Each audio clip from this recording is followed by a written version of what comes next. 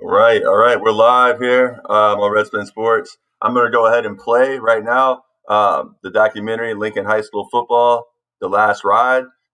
It's about the 2014 season that Coach Robert Hampton, our guest tonight, head coach of Jersey City Lincoln High School, who will be on to talk with us about the amazing Frank Darby, who he coached and was the Lincoln High School class of 2015, just drafted by the Atlanta Falcons in the NFL draft earlier this month. And the success of his program, and really the importance of providing of strong institutions, and how what his program really is an institution amidst an otherwise really an abyss of what neoliberalism's created, which is a hollowing out of institution, a privatizing of everything that's been the public domain. And it's really led to a lot of the issues that we're going to tackle tonight, but also give him a chance to really highlight what his program's all about. So I'm going to go ahead and play this right now, and Coach Hamp will be with us at 8. And we'll talk a little bit about the film right here.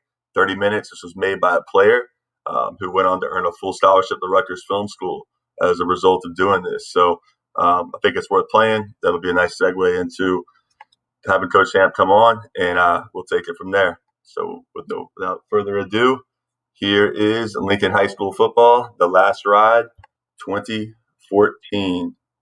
Enjoy.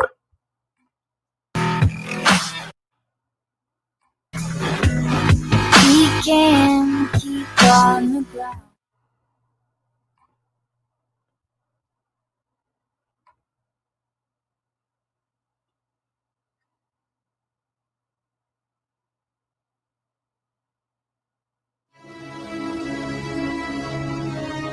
Pain, hard work, and determination. All qualities a high school football program must have. Many football programs around the state of New Jersey acquire these qualities. People say, what is their method? Who is their coach? And can he be stopped? But the true question the state of New Jersey should ask is, what is Lincoln football? Lincoln High School football is a lifestyle. You gotta live it to play it. Lincoln High School football is a band of brothers who go through hard work and dedication. Lincoln football is a great organization, a brotherhood. It's a family. Lincoln football is a band of brothers that never gives up when the going gets tough. Lincoln football isn't just a team, it's a brotherhood. It's a program to keep the kids on track. It's a dynasty. The Legion of Boom is a big boy football program. We have a complete aversion to quitting. We're going to play you. We're going to play tough until that whistle blows.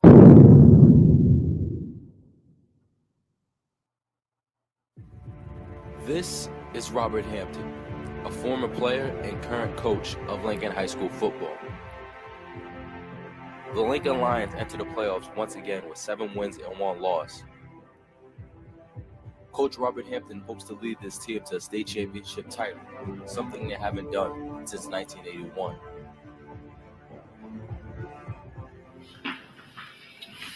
This is where we are. This is where we are. We're picked to go to the state championship. Okay? That don't mean anything if you don't win football game from the newspaper. This is what they are. This is what they're going to do. They know we're very good on defense. They know we're very physical on offense. They know we have playmakers. Right? So all I'm going to say is be what you are. Be what you are. Be what you are.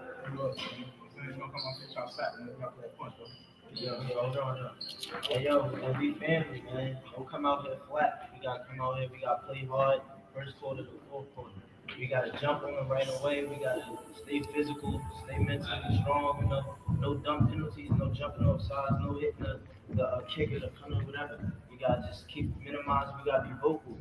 Minimize all penalties. Every down, like it's a championship. Every down, like it's a championship. Every down. Every down. Yo, when we on sidelines before the game, just start stretching again, yo. So nobody pull nothing. Yo, family on 3. 1, 2, 3. The line judge, Gary Nash. The side judge, Kendall Sutherland.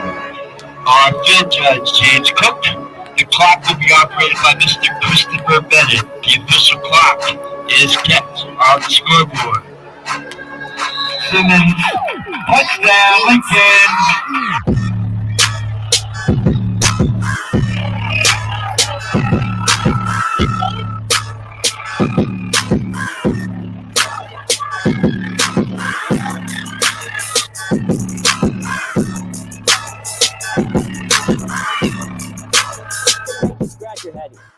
Lincoln's Darius Wade makes the catch.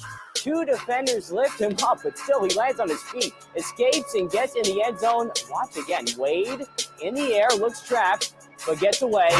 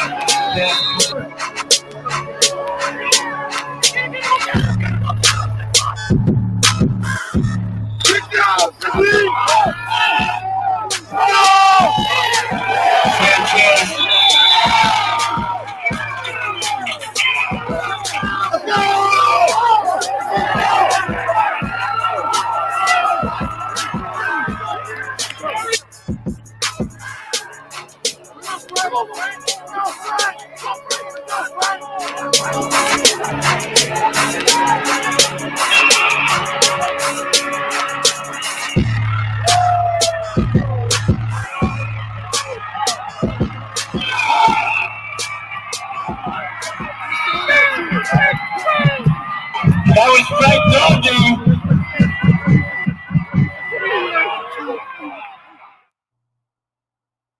Based on how we scrimmage in the summer, because we go away, what we're trying to do is prepare our kids psychologically to go to some of the interesting parts of New Jersey and some of the more affluent parts of New Jersey, so they can see, I guess, how the better half lives.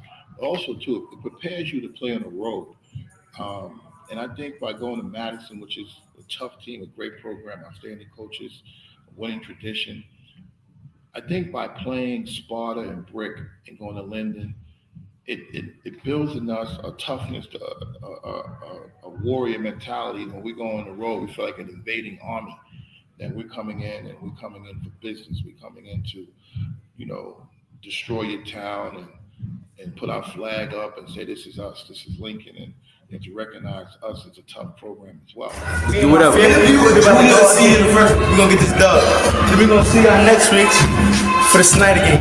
We're gonna take it easy. We're gonna win that state championship game. We're gonna go hard. Love my squad. You feel me?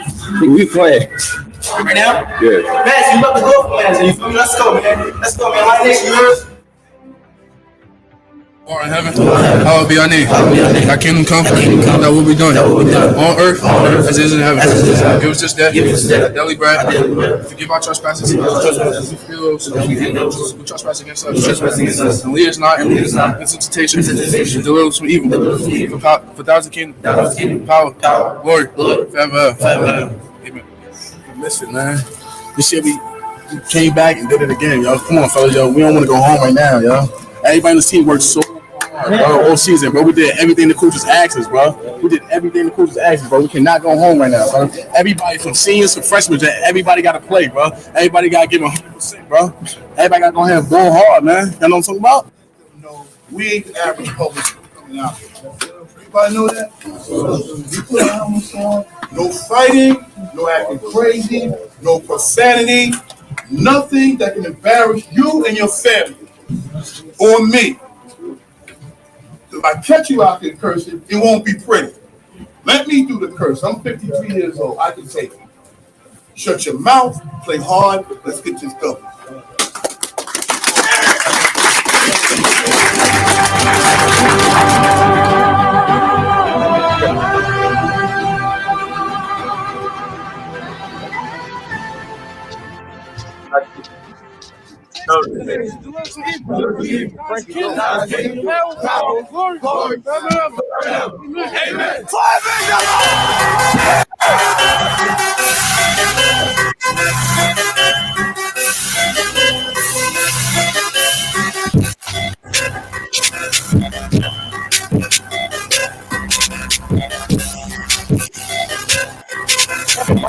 Madison down 20-6. Trying to rally, but check out the interception.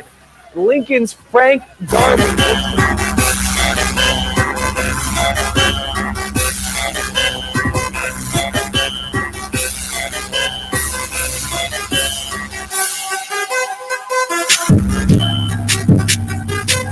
And to up this lead, Zymire Gordon to Darius Wade. 12-yard hookup.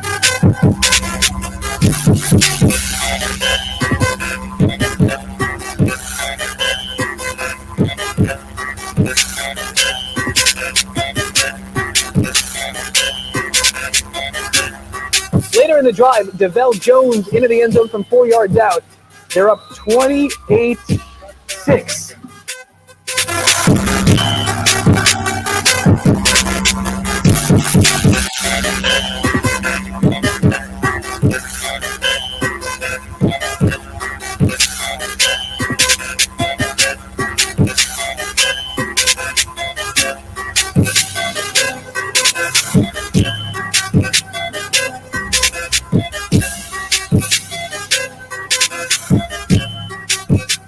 $36-6 is the final. Lincoln will face Mountain Lakes in the championship.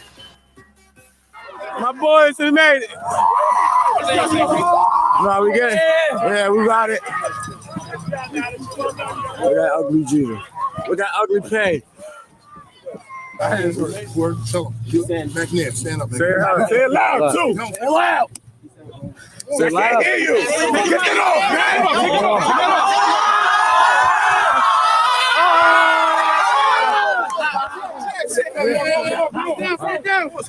I think he said like number 6 and 51. He said that we showed class. I did. He was like, it was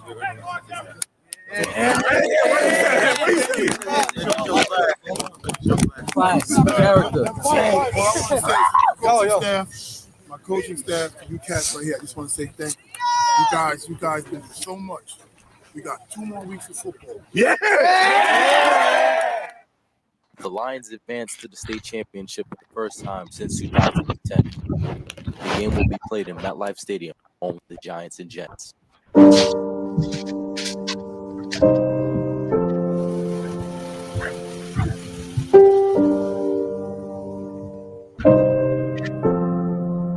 Only those who risk going too far can possibly find out how far one can go. Are you hearing me? Only those who are willing to risk going too far can possibly find out how far one can go. Look, you gotta want it as bad as you want to breathe.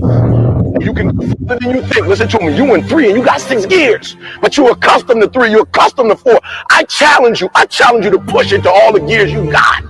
Give it everything you got. Listen to me. You think I thought I was going to write a book? You think I thought I was going to be an author? Do you think I thought I was going to be marching this year with a PhD? Do you think I thought I would be traveling the world, NFL, NBA? Do you think I thought I would be doing this as a high school dropout, as somebody that was home? Do you think I thought I would go this far? But I pushed it. I said, I want to see how far I can go. I want to see what I can accomplish. I want to see what I can do, what I can be, what I can have. I want to see. I don't want to see what I think I can do. I don't want to see what I think is possible. I want to see what my life would look like if I didn't count the cost and if I was willing to go further than anybody else was willing to do. If I had the mentality that, Eric, you gotta want it. You gotta want it as bad as you want to breathe. And I woke up and here I am.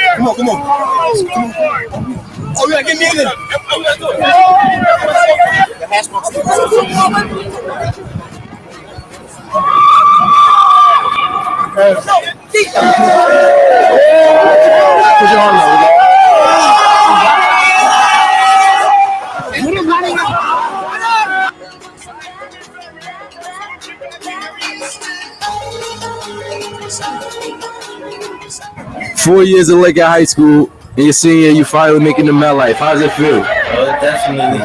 It definitely feels good, man. I mean, we finally made it through everything we've been through, from Hurricane Sandy to the situation with our coach. Not gonna speak on it, But yeah, it definitely feels good, man. You know, we did some good things and we deserve to be here. Dejon Robinson starting D tackle, D1 athlete. How does it feel to finally be in MetLife Stadium? This is the greatest feeling ever. I want to cry right now. That's how good it feels. I never thought I'd be back. I'm back, baby. Back 100%. Let's go. Run plays and scream and yell like kids. And it made me feel like, hey, at the end of the day, this is a sport, but these are boys, these are still kids. We want them to play grown man football, but these are still kids. So it affected me in a very interesting way. I walked away and stood there and actually had a couple of tears in my eyes. I was really happy. And I was happy because they met a goal of getting to the championship game.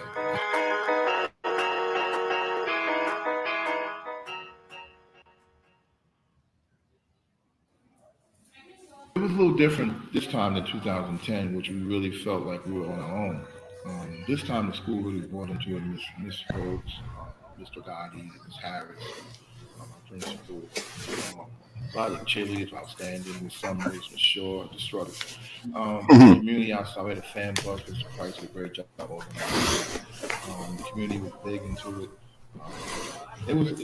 It felt like we were really like a high school out in Nebraska somewhere. This is like the only thing happening. Great stuff by the Jersey Journal. Everybody bought into this. It was a great story, and it made me feel good. It made me feel like this was deserved.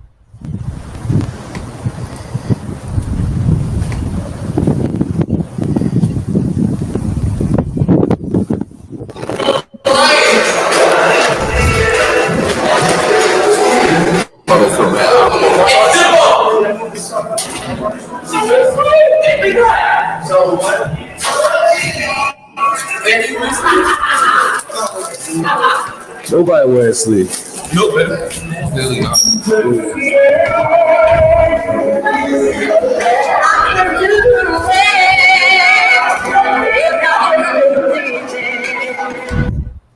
All right, so I'll go ahead and pause it there real quick because I want to bring Coach Hamp in, our special guest tonight from who's here from his home in Jersey City. We can kind of leave this cliffhanger right here, let him contextualize kind of that journey a little bit. But Coach Hamp, appreciate you coming on. Anything you want to say or react to so far? Just kind of reliving that experience of 2014. Hey, thank you, Nate. Can you hear me? I can hear you perfectly. Got you. Hey, thank you. That was bittersweet. That was a great moment. 2014, a great group of guys, great team. Fell short, but they battled. We lost to a very good Mountain Lakes team. But it was one of those moments, man, in time where we're grateful for the ride, we're grateful for the journey. We just didn't get the deal done, but the pursuit was excellent. Those guys pursued the goal. They stayed together as a team. Right. And it was some wonderful boys in that team, man. So no regrets other than losing. It was a great game. We only lost by a touchdown. We came back in the third, fourth quarter and played great football, but we just couldn't get our own way in the second and third quarter. So kudos to Mount Lakes, as they say, they were smart and we were a little stupid. Right. Yeah, it happens. You made one of my favorite quotes, in the film where you talked about, a lot of coaches I wish would do this more, but kind of, bringing in some history and, subtle ways and more overt ways sometimes. But, talking about, that we've talked about this before, the connection kind of between, football and sort of and how it sort of was born out of the Civil War. And kind of like there's a lot of military, terminology. You can look at the receivers kind of, it's like your cavalry kind of, your quarterbacks like your artillery, your linemen sort of like your infantry guys that battling, and you want to look at it that way. But yeah, go ahead. Football, you can do that with football. Mostly all sports, but especially football because it's a gladiator sport. And I like making reference to the Spartans at 300 and the Roman Legion and some of the things out of World War II and the Civil War, some of the great generals out of my guy is Sherman, the scorched earth policy, and I like that type of approach. Well, Coach, you know what he did to Colombia, I know, man. Right. He wanted to make sure those secessionists knew what. Yeah, I think his comment was, that's where the snake was hatched. So. Right. So with football, you have that luxury. Columbia, South Carolina, I should say. Columbia, South Carolina, not Columbia, Missouri. But with football, you have that luxury, and doing that. But you also have to be able to marry that with some humility and hard work and sportsmanship. And even though it's a game of, I guess I gotta say gladiator, but you don't want your boys to become that. You want them to be bigger than. Mm-hmm. Right. No, and I mean, you mentioned too, there's a class dynamic with the Mountain Madison, Mountain Lakes. Mountain Lake, I think it's interesting. In New Jersey, just real quick, the thing about like you talk about going out, being like, planting your flag and kind of seeing how the better half lives and kind of like letting your guys be exposed to that, and kind of how sports is a vehicle sometimes for, for those class barriers to sometimes make it where guys never leave their block or never see anything outside of that world, to see a world kind of that's bigger, and maybe ask questions about why that is. Who knows? Well, that's part of the deal, man. Like, we scrimmage a lot of teams from out in the suburbs and some of the more affluent areas in Jersey, and we just try to let our boys know that this is life, man. You may not have all the things these kids have, but you can battle them on an even playing field called football, and then you can also use sports as a vehicle to move you into that different direction. Also, it's good for them to see the disparity. Why, see it how it is. They're quite sure to themselves, they're asking questions, why we exist in the hood and why they live where they live. And that gives them some, and that gives them a kernel to think about how they can move themselves forward in life. And that's my job, to give them opportunity to see some of the things in life that they can change or ask questions about and make some moves on their own. Absolutely. Without browbeating them with it, letting them figure it out on their own. No, that's huge, because you can sit there and like, it's just, you can tell people all day long, if the motivation's not there and it's not there's not kind of an intrinsic motivation, you can talk to kids about, if you keep effing up, you keep doing this, you're gonna, all the fear type stuff, it ain't gonna work unless they see a pathway, right? They see a kind of a path that I'm gonna work hard, but there's a blueprint here. Well, as Nate, part of our motto is no one rides for free at Lincoln, and that's our ethic. And what we try to tell these guys is no one's going to give you anything. And we always tell them, there's a book by Walter Mosley called Always Outnumbered, Always Outgunned.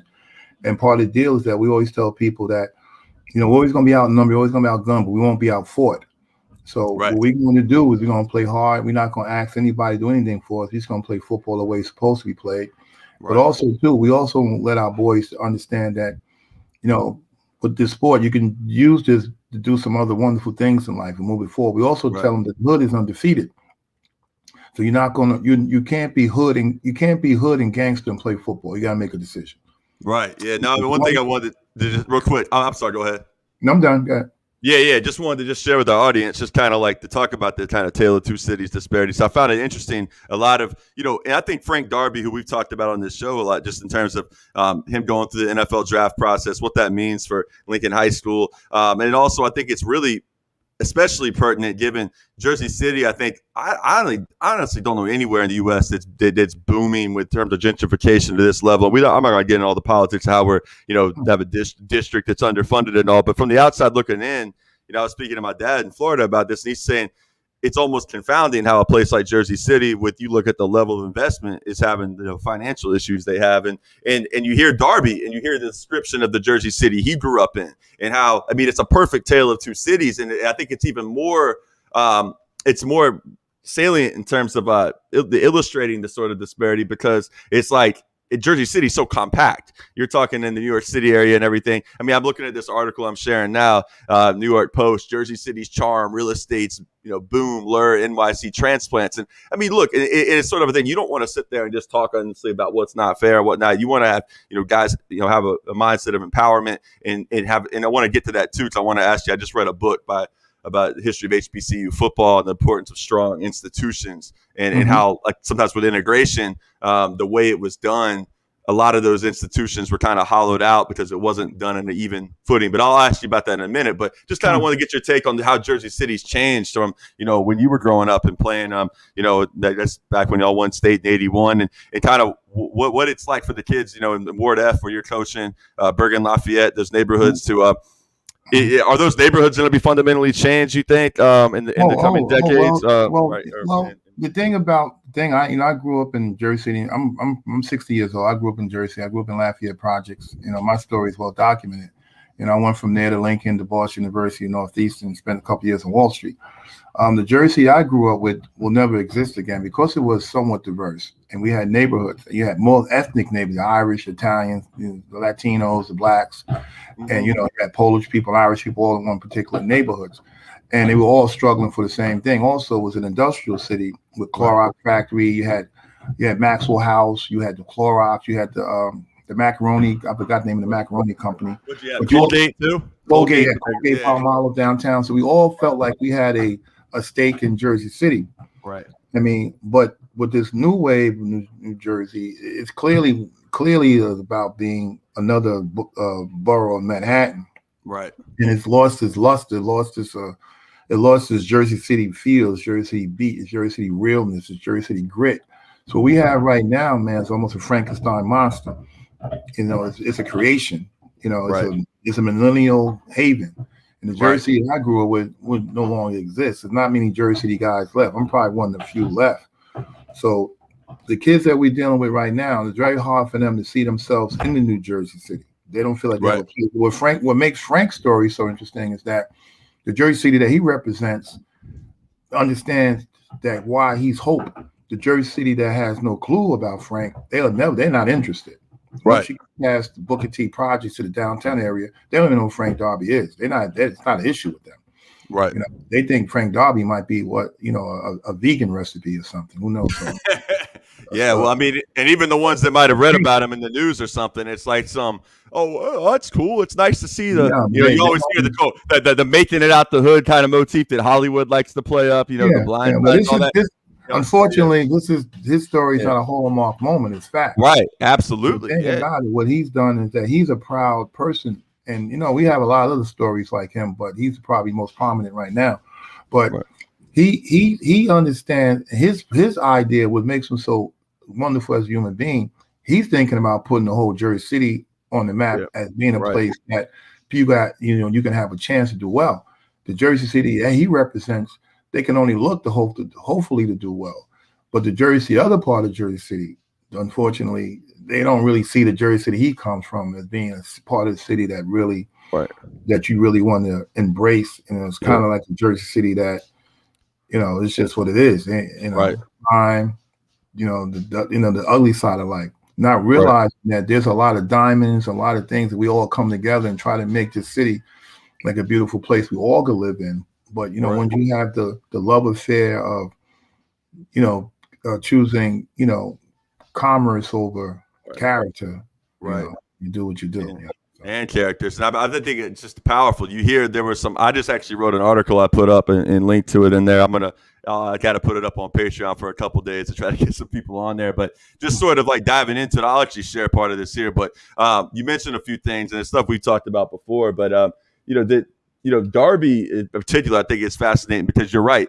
In this new age of athletes right now, we've seen it like Kaepernick's kind of like seen as sort of a transition into it. But it's not, it's not always just about politics. Right? It's also about athlete empowerment. And it's about it's kind of a rejection of like the very just hyper individualist like mindset of like the Jordan ethos and like the idea that just you want to get away. Success is defined by getting as far removed from where you came from, not like trying to get out the hood so you can learn and grow and then come back and try to transform something because you want to put people on. Like the Jordan model, I feel like was more of, I want to just get out, don't bother me with any of this crap. Shut the fuck up, Craig Hodges.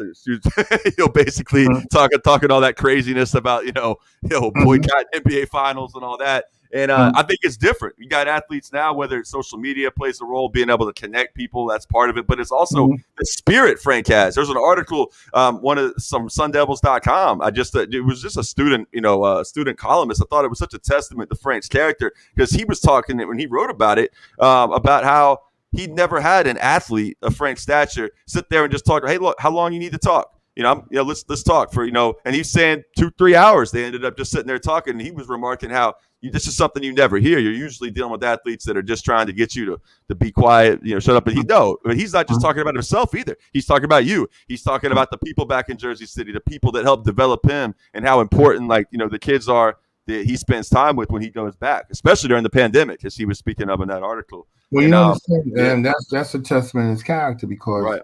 he came up, he had a rough situation. That's well documented. We don't need to go into all of that, but it was tough. And I think what it is, it speaks to, again, his character and his humble nature, that he feels really blessed to have this opportunity, and he feels like he has to show the kids that are young that there's a way out, and you can use sports as a vehicle, but you also have to have some level of hard work, some commitment, some dedication, and you have to be lucky. You have to really put some time in, and all the chips got to fall right for you, because the part of Jersey City he represents, it's a hard knock life over there, man. It's not easy, and he's a beautiful cat, and he's always been that type of personality. This is not a front for him.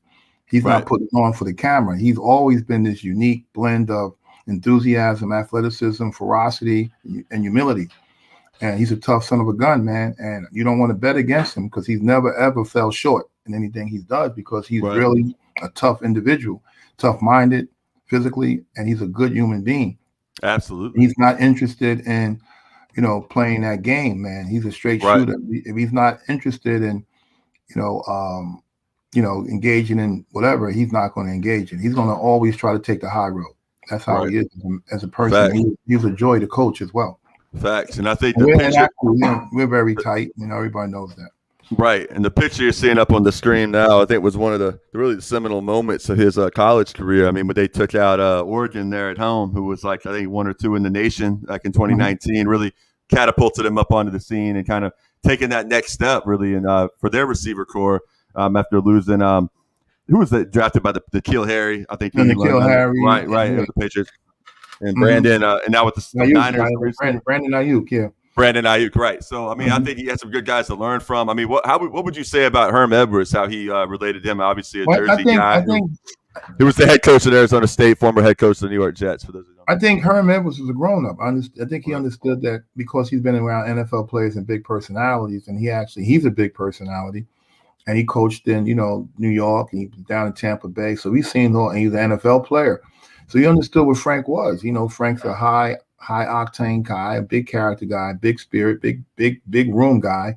He let Frank be Frank. He also knew he could back it up with play. The fact that he's just running his mouth, he can actually play some ball.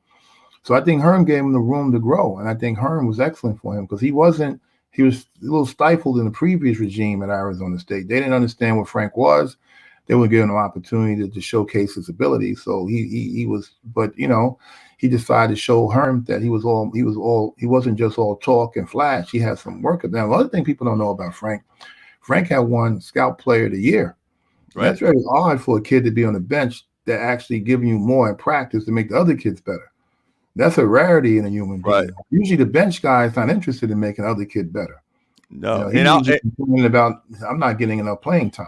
Right. And you get a lot of times on scout team, stars at the college level, and I wanted to ask you too, just your thoughts about this will kind of transition into that, the recruiting industry and how that's really developed. I find it interesting just how, the idea of amateurism that's being challenged so much. We know the Supreme Court next month is going to be ruling on the idea of the NCAA, the monopoly, essentially being able to cap, kind of student athlete compensation on certain things and what universities want to do. And just the idea of athletic labor and the idea that it's like, at the college level, a model that has a whole sports media complex, industrial complex of like people that follow recruiting. I mean, there's beat writers, or I went to college, Florida State, that literally make their whole living going to high schools, like poor parts of South Georgia, Florida, whatever, interviewing pretty much all black kids about and just pestering them about where they're going to go to college, right? And that's like an industry, right? So it's like I find that an interesting dynamic, and a lot of things are changing in that model. So you get guys hyping guys up, from a young age, right? As part of that. And it gets younger and younger. They get to college and then they're being told you're going to be on scout team right now. A lot of them, hey, they're not taking that. But I think I don't know. I think it's a testament, and you can brag on your program here a little bit, to the kind of character that y'all build, that's not something that Darby would do. And anybody, I think, coming out of Lincoln High School would. Well, like I said in the beginning, I said we have a model: no one rides for free. And Frank didn't start until his sophomore year. He was behind another guy, Stephen Jones, which is a tragic story. You and I have talked about that before. Right. Stephen Jones, he was Frank's role model, and then he couldn't finish his senior year over another issue that's well documented. And not to go into details, but basically he just kind of got mixed up in the streets and life. He got mixed up in some things that it's just very unfortunate for him. Yeah, and we'll but just leave it at that. Frank looked up to him. He waited his turn, and Frank was never our primary pass threat in all the years we had. These 3 years at Lincoln. His 1 year he was second to his cousin. His senior year he was second to his best friend, and his junior year, sophomore year, he only caught his junior year he caught 19 passes. So he understood the role of being a teammate within our offensive structure. The thing that we got him to understand earlier, be a total guy. He totally bought into our mindset of a philosophy of no one rides for free. He has to earn everything he got, and that shows how he is right now. Like his whole work ethic was what came from Lincoln High School. And what Arizona State got is they got a hungry individual that was determined to prove the dollars wrong. You gotta remember, he's like, again, we mentioned earlier, he's coming from a city where he lives in a part of the city, man, where really no one is cheerleading for. Right. So, no one knows what he went through. No one knows in the other part of the city that you had a kid that left Jersey City, went over to Arizona State, was captain of the senior game, gets drafted in Atlanta, and loves his city. Now the question is, your city love you back? Will the city love a kid like him from a part of Jersey City that's not exactly like the more popular part of he's not from that. Yeah, he's not from a celebrated zip code, put it that way.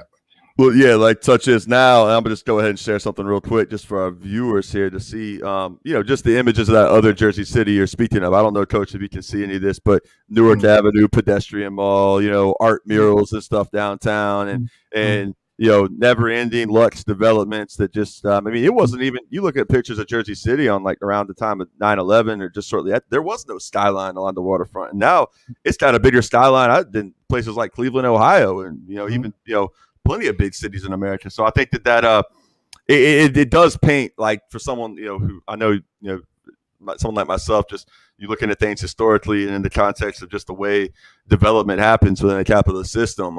It's neoliberalism. And that's the next thing I kind of wanted to get to, is that, like, the hollowing out of institutions. And I think why it's what your program does is so important is that we don't have strong institutions in low income, America. We've had deindustrialization, like you mentioned. We have very few strong organization institutions that like provide kids who aren't growing up in this world of amenities and this fancy Jersey City and other places around the country that are similar, these urban developments where it's all about kind of, you get your hipsters and everything's about everyone's happy and smiling and and they're not thinking about the fact that in order to power a lot of that economy, it requires there to be a poor underclass that's going to work all those low wage jobs and those service sector jobs that kind of power that engine. And but the thing I wanted to ask you about is I read a book recently by Professor Derek White, who's at the University of Kentucky now. It's called Blood, Sweat, and Tears: The Story of Jake Gaither and the History of Black HBCU college football. And really the thesis of it, and I wanted to ask you about, is essentially that Jake Gaither coached the Florida A&M Rattlers from like the end of World War II until 1969, and I think it really ties into the question of like of how much how much change you can make within the system, how much because Gaither was, his belief when the civil rights movement was going on was, I don't want like all my guys going out doing all the protesting, getting arrested, all that other kind of stuff, because they were in a weird, the HBCUs were in this system where they had to get funding from these Jim Crow states, right? These legislatures. So if they start going out and pushing for militant desegregation and really calling out the power structure, well, then they're also calling for their own annihilation. And then once you had the integration stuff get rolling, none of the white schools were willing to play the FAMUs when they had Bob Hayes, when they had Al Denson, when they had so many guys that went on and became stars in the NFL. Not just them, but you look at Tennessee State, you look at the dominance of a Prairie View A&M, you look at other schools such Mississippi Valley State, but later some of the bigger ones were Southern and Grambling, FAMU, and hope that just like the Negro Leagues did, there was an idea that they were going to be able to maybe integrate institutionally into, whether it be Major League Baseball or college football. And I'm just trying to wonder what your reaction was, because that ended up not happening. And historically, I think it's a testament to the fear maybe America has in strong Black-run institutions.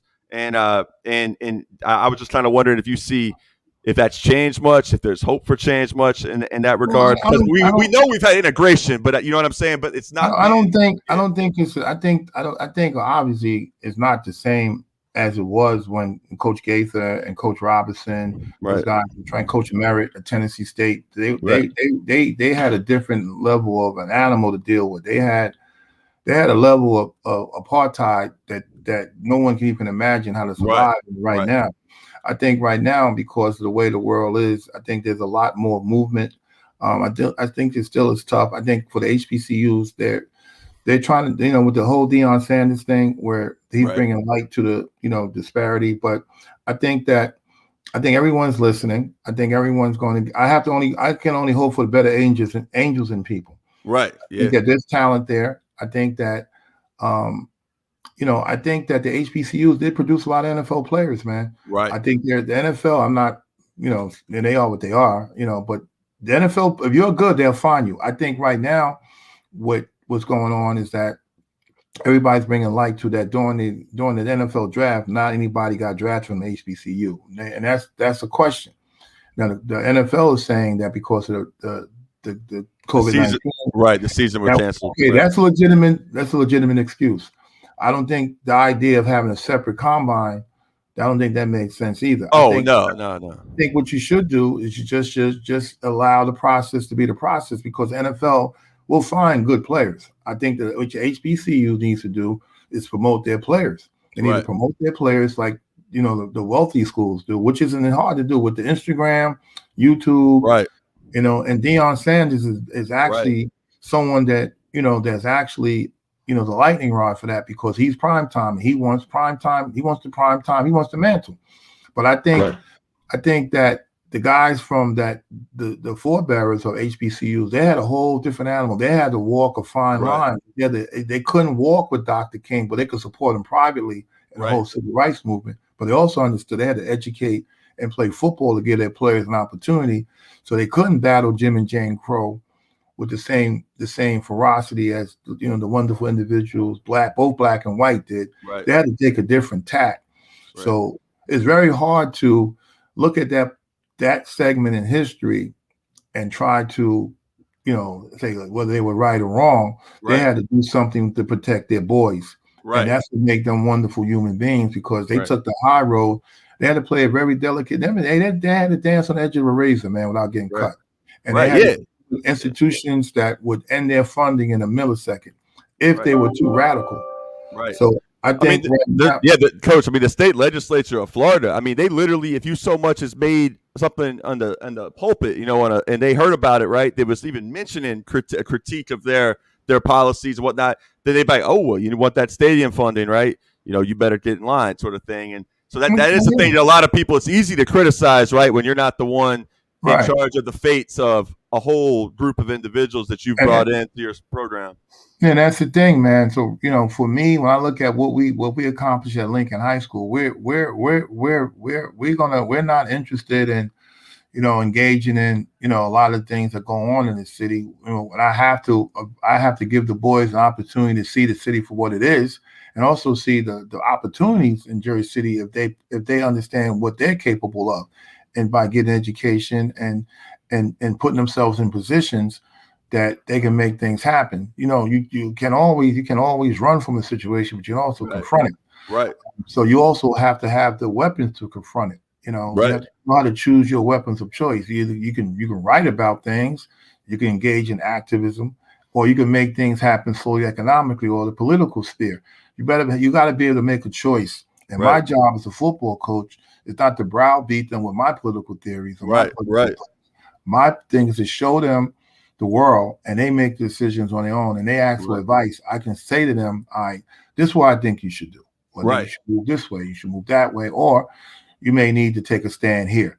Right. But I'm not going to Yeah. tell you or judge you because you gotta live this life. My job is to put you in a position to be successful. That's how I look at it. Facts. And, people have different roles too. I always try to tell people, some of the criticism that comes of athletes, they don't understand the amount of people. You hear it with LeBron James a lot now that he's not, you hear people on the left because he's getting criticized from the far right, the racist assholes. Then he gets criticized from the, the left that wants that's, whether it be, socialists, people that are black nationalists, people that want more, militant sort of statements and whatnot. But he's in really a chamber there where he's getting, stones thrown at him from every which direction. And the reality is everything he says has an effect, not just on him, but a whole network of people that he's put on. And if you're not willing, that's what I would say, if you're not willing to go on strike on your own job to do these sort of things, then don't sit there and start throwing stones at a LeBron James or these, because it's just kind of funny how we expect so much from athletes. It's great when you do get a Tommy Smith or John Carlos, but it's sort of arrogant to expect that from athletes who've sacrificed so much when it's people that are just armchair quarterbacking, wishing these people, Well, that's always the case, man. LeBron James is, he's what he is. He's a man of his times. Yeah. He's not John Carlos. He's not Tommy Smith. He's not Muhammad Ali. He's not what's my man? Paul Robeson, who I got on the screen right now. What's the cat from the Cardinals that they really hated, the free agency, and they really Kurt Flood. Kurt Flood. He's not Kurt Flood. But the thing is, LeBron James is a man of this particular time. He's done some wonderful things. I'm not a critic of him at all. I think he's done the right. I think has he made some mistakes? Of course, we all do. Yeah. But I think that he's used his mantle wisely and smartly. I like when he checked the chick that told him shut up and dribble. What he did, he created a show about it to make her look stupid. Right. So he did a nice little show with his little barbershop thing, and people are speaking freely on that on HBO. Yo. So I think Kyrie Irving's an interesting cat in a lot of ways, So I mean, he makes statements, and he's into the whole social movement. Well, but everybody has that. Some cats only want the public. They do things in the dark, and they get in schools and programs, And also too, when you're a guy, history guy, you start looking at for cats that jumped out there like a Paul Robeson, the backlash to Paul Robeson, Jack Johnson, those cats. I don't think a lot of people realize, man, the hell they went through, man. I mean, and you say hell, I would recommend Anya Parampil, who was Max Blumenthal's wife, a good friend of mine, and we've talked about a lot too. She did a report actually when she was still with RT America on what happened to Robeson, and it's still what a lot of people don't know. I'm looking at a picture. Robeson, I argue, is like the most multi-talented individual in the 20th century, bar none. Right. I mean, you talk about a guy that was an All-American tailback at Rutgers. You're talking about the first ever black man to actually play Othello in a Shakespeare play. It wasn't just a white guy in blackface. You're talking about everyone's here, the Old Man River, all the great songs, and then just utterly destroyed because at the time he simply made statement that he went and visited the Soviet Union, and he saw at a time when you had apartheid, it was legalized and institutionalized here, and he went there and performed. He made a statement that he doesn't see it, Black Americans wanting to go and fight, in mass numbers to go give their lives down to fight against, Russian, what Russia's trying to build the Soviet Union, and that changed the game, and it ended up being that he was in a hotel at a party in Berlin. I forget what it was for some sort of, something he was doing with his work. And he got something put in his drink and he never was the same. He was never the same. I think it might've been LSD something, but the CIA program, MK Ultra and whatnot, they were doing it. His niece, Anya, interviewed in this, essentially just talked about the last, decade or so of his life. He was a shell of himself just intellectually. Couldn't, they basically kind of neutralized his mind. I think personally, his life should be required reading in every history class, but that's another conversation another time. But I think that Paul Robeson's life and his bravery and his oratory and his commitment to honorable causes and just his whole character, man, is just a whole somebody that people don't really understand his importance. And, I'm a big fan of Paul Robeson. I always have, at the end of the year, I have a Renaissance Award that I give my football player this year. A kid that got it this year. We gave it to him because he's on, because the Paul Robeson Award, football game. Right. Sean Freeman, that was one of the kids you mentioned. So not he just got, mentored. Jershawn Freeman was a student of mine. I had him yeah, in English yeah. 1 So honors and creative and critical writing as a yeah, we freshman. put him up for the Paul Robeson games this year, and he got a nice little plaque. And So he'll we be thought playing that, Division no, III they're not ball, right? playing, they're not playing this year, but the fact that he had the highest GPA on our football team, and he's off to Mass Maritime to play football. Hey, And, I couldn't be prouder of him, man. 'Cause I'll tell you what, he was a freshman. He was at McNair Academic High School. For the listeners who don't know, I was an English teacher there at the time, and it's a challenging academic environment. And they have all sports, but they don't have football. So Jershawn actually played football at Lincoln, 9th grade year, was on the team. And the thing is, though, I think it can be tough for a kid like that because he's an extremely intelligent young man. But then you're in that setting at McNair where it's like that. It's sort of what this is what happens in America everywhere now. It's like I feel ambivalent about it. These sort of exceptionalist academies where you want to kind of pull all the smart kids, put them in one school. In some ways, it's like, you want to make sure that kids are, want a more challenging education, have that. But I think on a communal level, it can be unfortunate because a lot of times in the past, some of those kids could really be leaders at their home schools or whatnot. But that's not the world we're living in now. It's a world of charter schools and school choice and all that kind of stuff. But Jershawn really, he went through some I had to push him, because he would I think get down on himself a little bit, seeing that maybe I'm a little behind as a writer and and whatnot. But I seeing the way he grew and the way he rose to the challenge. The fact that you were kind enough to work with him, and the fact that Jershawn was willing and dropped his ego, allow you to work. And I'll be honest that he was struggling academically, and we benefited from his leadership, his athleticism, his toughness, and his character. So when it came down to picking a guy for the Paul Robeson thing, he was the best choice because, in my opinion, the perseverance when he survived McNair, because he had a rough time, right, and to lead us to the playoffs his junior year and his sophomore year, So I'm very proud of him, and hopefully success at Mass Maritime. And I also want to thank you for the business spirit when you recognize him as a freshman to help him develop.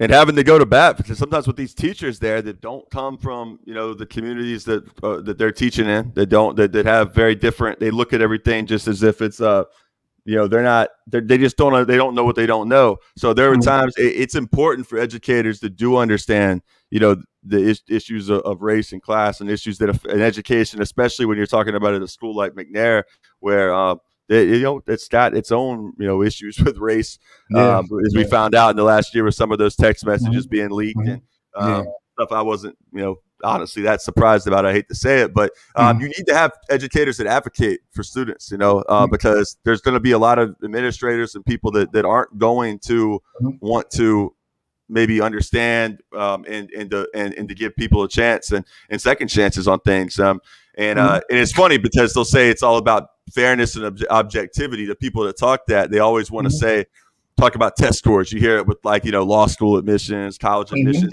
and even some of these schools. I just read an article about in Boston, these white parents and Asian parents getting all mad about not using the testing and just using the grades and diminishing the role. What they're not understanding is just looking at the grades equally or whatnot for kids coming up in a middle school is not just equivalent to fairness. Fairness, if you want to talk about fairness, there's a whole bunch of factors that don't get measured by grades and the way grades can be manipulated with grade inflation or all the variation in different places. It doesn't take into account a whole bunch of factors that are historical in nature. And it's important that we do. Anyways, but I wanted to kind of transition here to just what your program in general, what y'all are doing now, because I think that you mentioned Deion Sanders, and I think that Jay Gaither, who was the head coach of Florida A&M, that is sort of what he dreamed about, is that what he's trying to do there and get Jackson State to be kind of accepted on that level in mainstream college football. He wanted integration on an institutional level and was hoping for that. And I think that we've finally reached a time where, that could possibly happen. You're even seeing with, one of the best high school basketball players in the country actually committed to Howard last year. So you're seeing some, stuff like that could actually change. But it was certainly a different era and a dream that Gaither didn't have realized in his own life. But I think it's just, but the testament is, and the key point that he made, and I think it's so important that people cannot discount, as much as people want to just try, want to be the most militant in this age of activism and whatnot, and people getting involved in, look, we have major problems and we need some militancy, but at the same time, there needs to be institution builders, and we need to have people that are actually going to be there and help develop young people, right? And I think that, like, maybe you could talk about what you all do in terms of like how the character building. Actually, maybe you can answer that, and I also kind of want to show that the end of that little film we started, so that some people can kind of finish that. But yeah, go ahead and just sort of in general how you feel about character building and just the importance of strong institutions as a way to mitigate the social problems we see out in society. Well, it's very important. I mean, again, we have another cliche that we say our hearts and our talent, and we totally understand that in order for our players to reach any level of success and in any station in life, they need to have basics, and we try to give them through hard work, but demands, be academically solid, stay away from the gang culture, respect your family, have some level of faith no matter what you believe in, but believe in something. So we instill it every day at practice by talks and by just sessions with each other, bringing former players back. Our workouts, we do a lot of grinding work, we do a lot of talking. We also bring in people from different parts of society. We bring in police officers, we bring in the prosecutor, we bring in politicians, we bring in former players that have been through some positives. We also bring in former players who've been through some negatives, so they can see all parts of life. So that's one thing we try to do to build that in terms of just getting the boys to understand, what's at stake. That's what we try to bridge that by taking them off the college campuses so they can see the possibilities, what they can achieve if they work for something. They also, a couple of years ago, we've taken people down to the waterfront to see some of the investment bankers and how they were on the trading floor. We wanted to see those are opportunities for you as well, that we can demand the city to have some level of co-ops with some of the small brokerage houses down at the waterfront to give people opportunities, because a lot of those jobs you don't need college degrees, but you need an opportunity. So we really haven't had a chance to follow up on that, because that was some years ago, but we did it. We were down there, so we did that with the help of our principal at the time. I think it was Miss Richardson, Miss Evans. Right. So over the years, we've addressed every facet of trying to move our guys forward. We understand that men build institutions, so what we're trying to do is give our boys the equipment, the mental, the physical, and the spiritual equipment, and to build on all this stuff, just not football, but just be total citizens of the world and not be afraid to be an excellent in all facets of your life. And we talk about that a lot at football. You can see in these films that these boys really embrace the role of brotherhood. It's just not a cliche with them. They really enjoy not only playing football, but being around each other. They also like to prove the city wrong. And it's not anything in a negative way. They like to prove the city wrong, that there are voices and there are kids in another part of Jersey City that you might want to explore and get to know, because they have potential to be wonderful individuals and do wonderful things. You give them an opportunity to express themselves, or give them the aid to give them the avenue to do wonderful things as well. So that's my take on all of that. Right. So yeah, I wanted to go back just real quick. I mean, you sent me the new video there, and maybe show some clips from that. But there was, I think, let me go back to the pregame speech, because we left off kind of at MetLife there. The dog speaks. Yeah, let's see here. Yeah, I should bring him up here right now. He was a little puppy at that time. So there's Frank Darby right now. Yeah, that's him. They were always right behind me, man. As an 11th graders, this is the locker room at MetLife Stadium. Yeah, MetLife, right before the game. Yeah, with New York Giants, New York Jets. So let me just play this second. Yeah.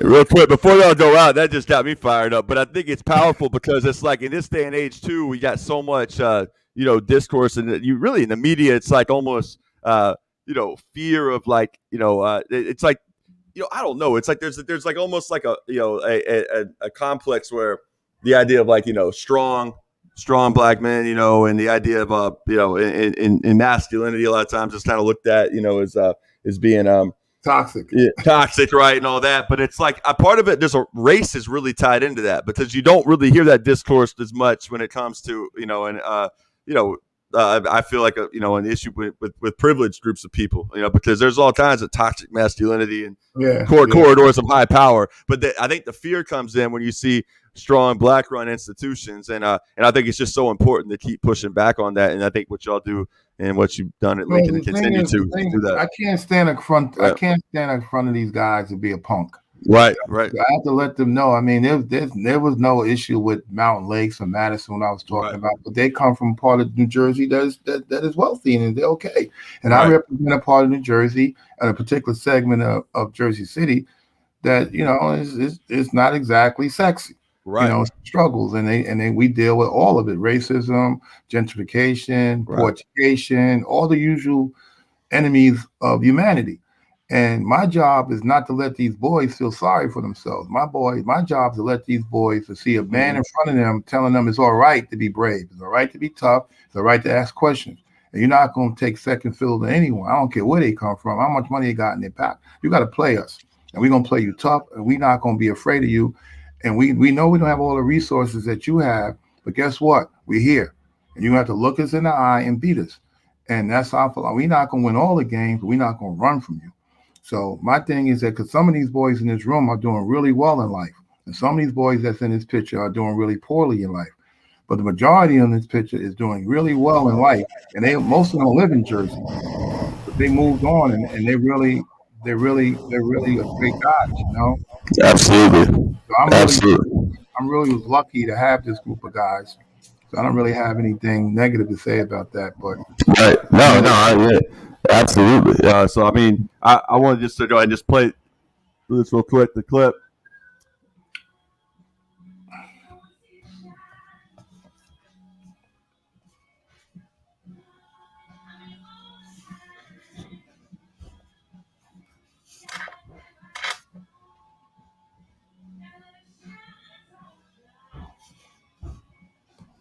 Anyways, I think actually be better here to switch to, because you sent me a new video here, and I wanted actually to go back to the Darby stuff with the draft. Just kind of before I do that, wanted to get your take on just sort of the situation he finds himself in Atlanta. I know you're gonna have to go here in a few, but before we do that, just about.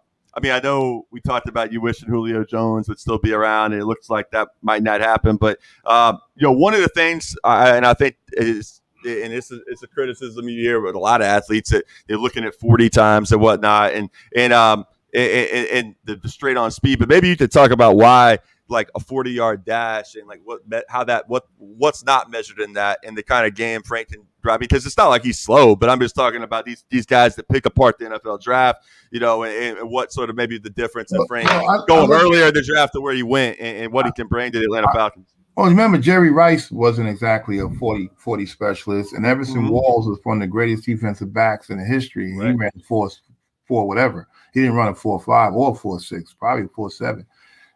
Frank Darby's speed couldn't be measured in a 40. Frank Darby has that afterburner. Also, you can't measure heart with a 40. You can't measure toughness. You can't measure a will to do something in a 40-yard dash. So with Frank Darby watching his film and watching how he played football, and they watched his high school film, he's never been out of the moment. He's always seized the moment. And he always used what you say against him as fuel to make him outplay you, outwork you, and out-tough you. So I wasn't surprised that everybody was talking about how the slow 40 wasn't the greatest thing. But also know that I remember looking at his games, he was running past people that were faster than him at defensive back.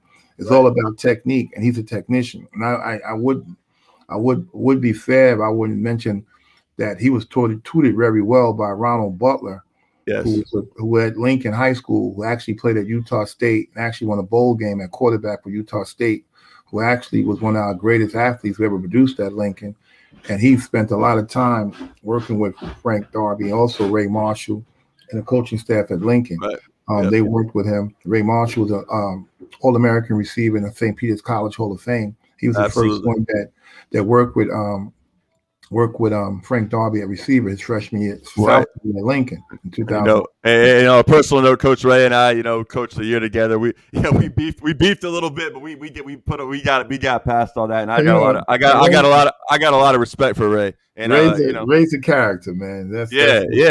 He's not a dangerous guy. But it's funny though, Hamp, because he put you and I together, right? Yeah. I mean, you were pissed. Remember that? Like, when I got to Jersey City, they set it up where I was going to coach at Lincoln in 2015, and then after a couple of days, they're like, "Oh, we got a teaching job for you at Snyder, but forget taking that teaching job if you want to keep coaching at Lincoln." So. I never understood that why they did that to you, man. Maybe offline we can have that conversation.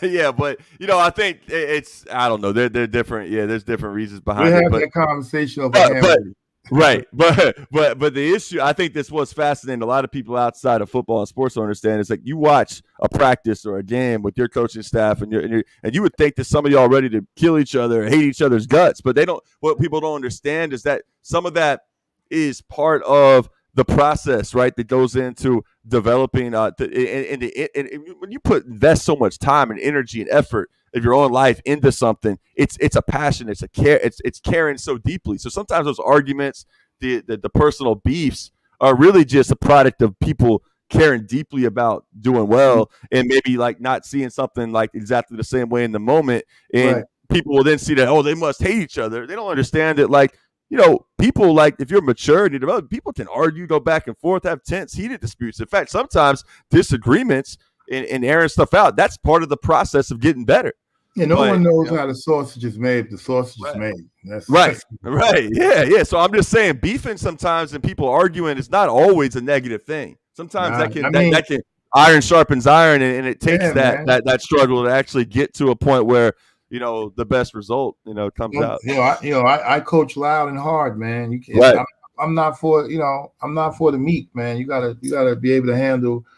Because I got the type of boys, man. They don't want guys, man, that are not afraid to voice their opinion, and they want to see guys, their coaches take on Mufasa. Yeah.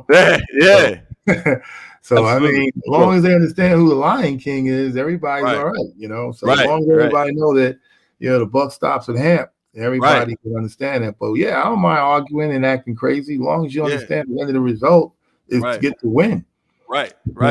So real quick, you see the picture of Ronald Butler there playing against USC at the LA Coliseum. I mean, maybe you could just talk about what his journey, because I think it's fascinating too, because every high school coach that's had success, you have it where you have a lot of times that they'll be interviewed about their players that have made it to the NFL. But oftentimes you hear, well, it's not. I mean, we're going to be proud of our guys, but it's also the guys that maybe didn't quite make it. And I mean, maybe just talk about how hard it is to get to that level, and how maybe common people that follow football, it can be really dispiriting for guys that play really hard, accomplish a lot, and then they made it to college, and then instead of talking about what a success that is, they're hit with questions like, "Oh man, what happened? Why didn't you make it to the league or whatever?" and all that, and how that negativity. I don't know. Yeah, it's very difficult. Ronald Butler was a superior athlete, and Ronald didn't get a chance. I mean, he had some other issues that I'm not really, I don't really want to get into.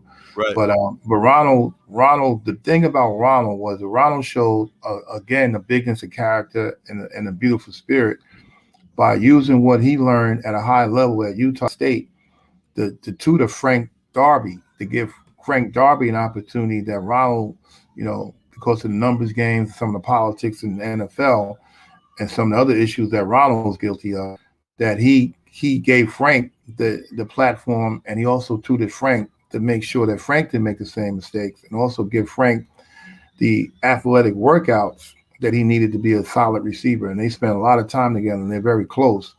And Frank knows that Ronald fixed some of the nuances of his game, and that allowed Frank to have some of the best years because of Ronald. Again, it all came back to Lincoln. Also, When Ronald was at Lincoln, there were guys ahead of him, some old time names like Tyquan Miller and Kenneth Brandon and Darryl McKnight that worked with Ronald to make sure that his game was tight. So all we said at Lincoln is that you're going to pay it forward. Like Frank's with the kid Khalil Forbes now, that's part of Frank's family, that he's making sure this kid gets fundamentally sound and work on him. And Frank is related to one of the better players I coached, Elijah Williams, who's at a linebacker at Morgan State, HBCU, that Frank tutored him and all the nuances and the college politics and football that he has to be aware of.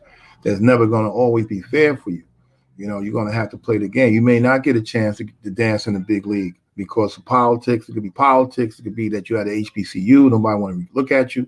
Right. It's a bunch of things. Or Coach, what about the fact, just like the I hate to say it, there's also the factor of luck and timing. All of that. You mentioned the previous coaching staff at Arizona State and Todd Graham, and then Herm Edwards comes in, and what really serendipity that was in Frank's life, because so much of the time it's like there's so many great athletes, so many great players, but it's timing, and then having a coaching staff there that believes in you, is willing to put you in a position that's going to showcase your talent. It's a roll of the dice. I also like the fact that you use the word serendipity, man. Now you're my man. I mean, I've been the word, man. I like that. But the deal is this, Frank, Nate, is that, it's all time, it's all luck. A lot of people don't get a chance to dance on the big stage. And I'm lucky enough to have one player that almost made it, and one player that's actually making it, may actually make a big name for himself one day. And I really believe I might have two more hatched coming up that no one's going to see because, they're still young pups. But I really believe that if they get the opportunity and they're lucky enough and stay injury-free and play at a high level and stay out of trouble, I think we might hear their names down the road. I don't want to say who they are right now, but I think that they're going to be all right. Because they're showing glimpses of really, really high level of football, and also they're showing glimpses of high level of character and toughness. And that's what it's going to take. Football is not an easy sport, man. No doubt. So that's pretty much what I got to think about all that. I hear you. Real quick, I want to go ahead. This is the article that I think you alluded to. 2021 NFL Draft hopeful working to mentor next Jersey City success story. And I'll read a few some of this because this is from the NJ.com Jersey Journal. When Frank Darby's name is announced on TV, this was the week before the draft. On the third day of the NFL Draft, he'll join a select group of players who've made it out of Jersey City to play at football's highest level. For the last 3 years, the country has gotten to know all about Frank and his larger-than-life personality at Arizona State. Meanwhile, 2,400 miles away, Khalil Forbes has regularly received messages of encouragement from Darby in hopes that he'll be the next success story. As Darby is set to cement his legacy as one of the greatest football players to ever come out of Jersey City and Lincoln High School, he's continuing to create an even greater one for his home city, one text or call at a time. Frank's constantly, quoting Coach Hamp now, constantly on these guys because he wants them to experience what he's experienced, end quote. He's very loyal to Lincoln High School football, and we're fortunate for that. It goes on to say, Forbes says, it means a lot because sometimes people don't care about you when you're trying to work. They only notice you when you're doing good, said Forbes, who's a sophomore receiver at the time, who grew up on the same block as Darby. He's been there since the beginning. And I think it's another testament to the kind of the athlete and the character that Darby is. He's like, you don't have these guys anymore. The model, and Kyrie Irving's a good example of that too, of cats. They don't want to just be individually successful and just go live off in isolation somewhere and declare that they've joined some new community and that success is defined by just abandoning where you came from and who you were. This generation and guys like Frank Darby represent, I feel like, a new athlete that wants to transform where they were from, right? As opposed to just run away from it. And I think that's powerful. That's the thing, man. Frank Darby is hope because Frank Darby we talked at the outset that, it wasn't easy for him. And the fact that he understands how tough it was, he believes in paying it forward.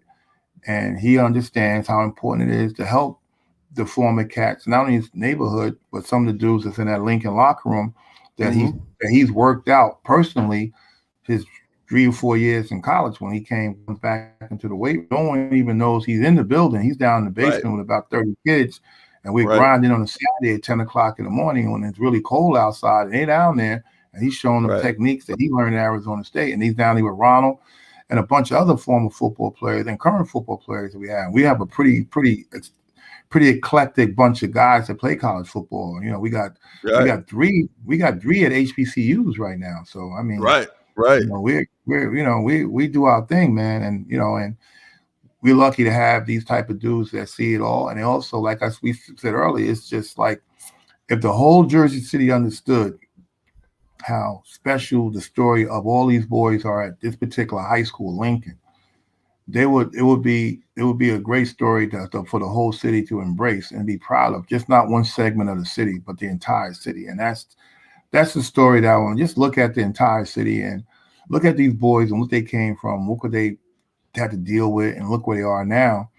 And just like there's a lot of them out there. We just give them opportunities to do some of the things they want to do and give them avenues to express themselves. But I'm just a football coach, Nate, man.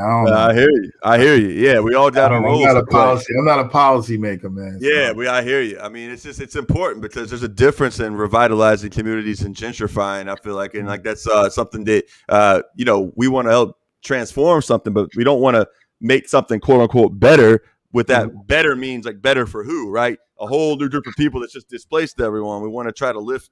If you want to improve something, it needs to be something that's trying to lift people up, and that's one of the things that's challenging within the system. But just real quick, I wanted to just finish some of this because I think it's powerful. Like Forbes went on the player who's a current player said he reminds me that I'm a good player, and I just need to keep focusing on that because he sees something in me.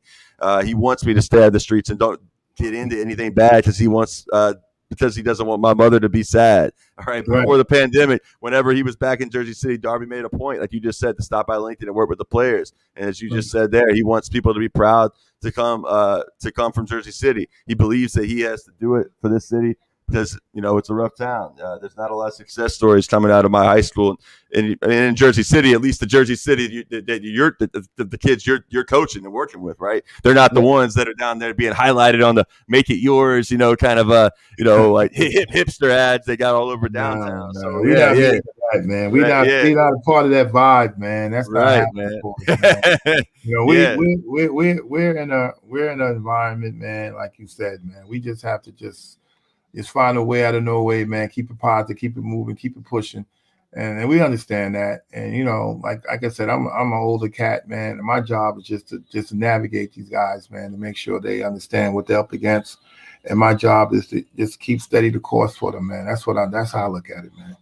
Right. Absolutely. So let me go back here because I know you mentioned you probably gonna have to bounce here soon, I think. But I got 1 minute for you. All right. Well, anyways, I was going to play. Was there a part of this hype film you wanted me to play? Maybe a clip from it? Or you can play any of that, man. That's all fun to me, man. You could do the whole deal. You got Alexander dancing, man. Nothing we can't handle. Break it up and dismantle. Light it up like a candle. Just because I can't stand you. Put my on tapes like you wasn't great. Think you holding weight and you haven't met the apes. Stop. Drop. Shut them down. That's my team hype film, man. Right. That was a great game against the guy. What we try to do is show each year of our program some of the marquee players. Right. Kids that come to play for Lincoln. Right. No doubt. And like I like the DMX, on there too. DMX is our soundtrack for football. That's it, man. Absolutely. So, as usual, man. You and I, man. We got a lot to talk about. We might have to do this again, man. Yeah, but I have to. I really wish, Mike Sampson, one of my co-hosts. I feel like you'd really enjoy, talking. But he had, it's his wife. It's their anniversary tonight, so to avoid being in the. Hey, tell him I said all love, baby. Right. All right. In the permanent doghouse. Yeah, that was that. So I'm glad we had you on. I really appreciate it, Coach Hamp, and my love to your family. And we'll have to get together and, like you said, do it again here soon. All right. Thank you. Take care. All right, now you too. Bye-bye. All right. Bye. All right. There we go. All right. So I'm back here. Anything y'all want to kind of talk about? Yeah. RIP DMX, Kirk Cousins. What's up? Basically. Yeah, I want to go back and play to some things Coach said, and it gets back to we had Derek White on Redspin Sports, a month and a half ago or so, talking about his book, and it really is the contradiction of the issue when it comes to people that were in charge of Black institutions, especially in the 20th century, as desegregation was going on. I mean, you talk about a really terrible, tight spot to be in, because if you take the right position and you're out there fighting Jim Crow actively, you have these legislatures as a publicly funded university that can literally just pull the rug out from under you. But so then you're potentially threatening the whole structure, one of the and really institutions were the only things that provided any kind of communal support living in that horrendous apartheid system that was Jim Crow. We know we have under neoliberal capitalism, new manifestations of the new Jim Crow and all that, but there's still a distinction between, not being able to literally go in and use the bathroom and the indignity of being able to walk around the back of the building that is fundamentally different. So we got to appreciate that. And I think that the system was brutally effective at knowing how to divide and conquer, Black communities, in the sense of HBCUs were often called by the people in SNCC and SCLC and more militant wings of the civil rights and Black Power movements as being quote unquote Uncle Toms or other kinds of terms for people that were not militant enough, they'd be trying to be too accommodating, and that's it's fair and unfair in some ways. I mean, there are some things. Gaither was critical of Tommy Smith and John Carlos in '68. There sometimes you get into a mindset where there can be too much emphasis put on trying to maintain, to try to fit in within what we all know. Like when we look at imperialism and we look at the death and destruction that it brings all over the world in the form of U.S. wars, in the form of economic strangulation, the sanctions we see on Syria and Venezuela and Iran. But then we have these contradictions too, where people that are already in positions where they've been marginalized are fighting to hold on to a structure, a system that provides a level of human development that is important, because those players he coached at Florida, at FAMU, and the guys that Coach Hampton's coaching at Lincoln High School now are the people that you got to give people a chance to get to a place in life where they have developed enough to where they can actually make a difference and make an impact.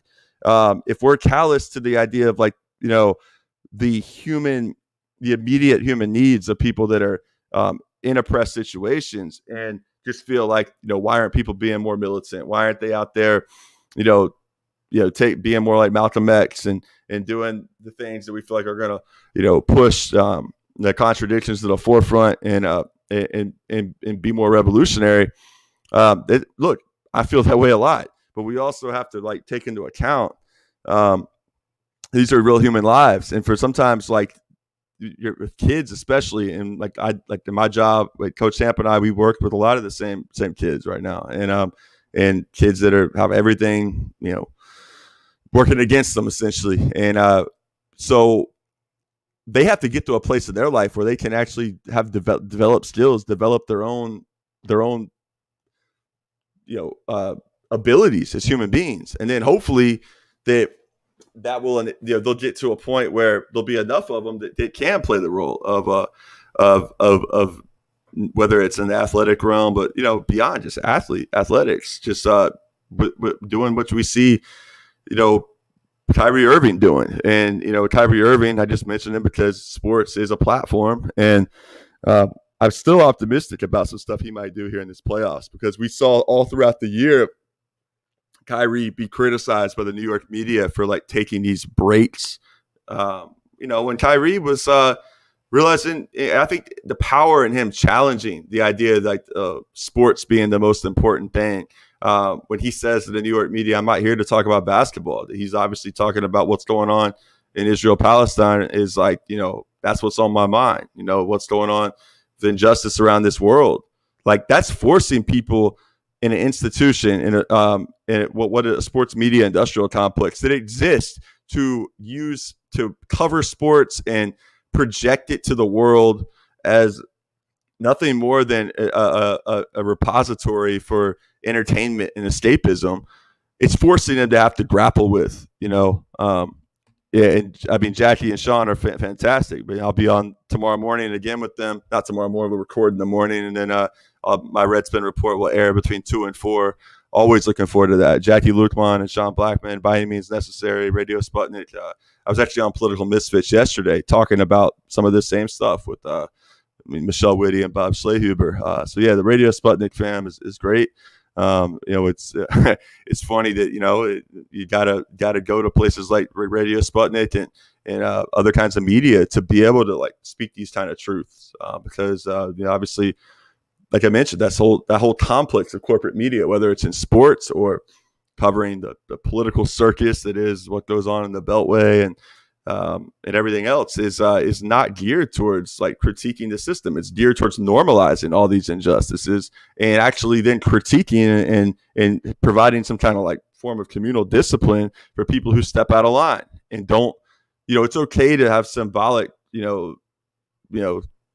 symbols of protest, right? I mean, Stephen A. Smith will even, give a nod to that and all. But anything that starts fundamentally challenging the structure of neoliberal economics and the idea of like why we have 30, owners of NBA franchises, that are then portrayed as these like woke billionaires, right? They're so that in contrast to the reactionary NFL, it's like a model. No, we just bump that, and that's something that is a byproduct of having a media industrial complex that serves the role of, trying to cool things down and use sports as a way to distract people into not engaging in more militant struggle. And that's really what Kyrie Irving was talking about last summer, with like why he didn't want to go into the bubble, right?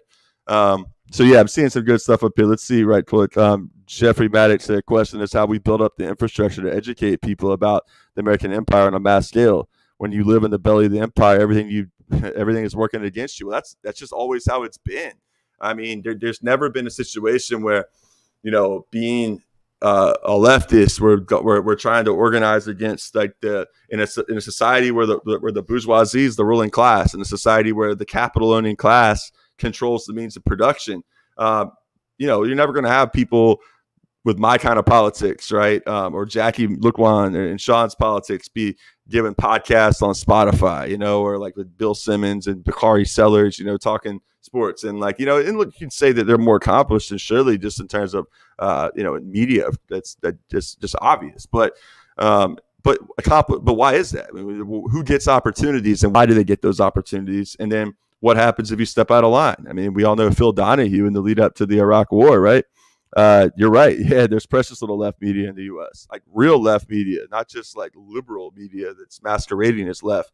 But Phil Donahue had great ratings on MSNBC in the lead up to the Iraq War. What happened? Boom, out of there, right? Because that the line around Iraq was solidified. I mean, people got to remember that was also the fact that was sort of seen as unfinished business by the national security state apparatus. And it wasn't just Bush and Cheney. I mean, you had, half the Democratic senators, I think, in the Senate voted for it. You had about half that didn't. But, anyways, yeah, Spotify has hard ideological limits. I mean, you have, obviously, you can, use their platform.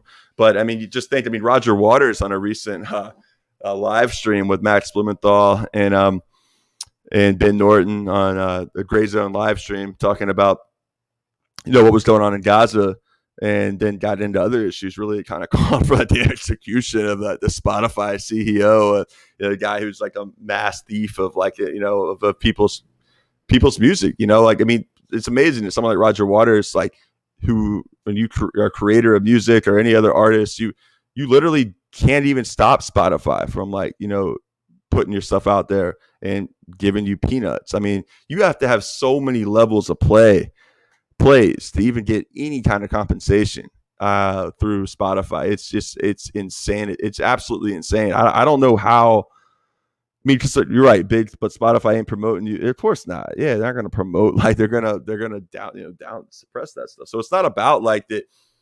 You can't just say like the people that are promoting the people that people want to hear.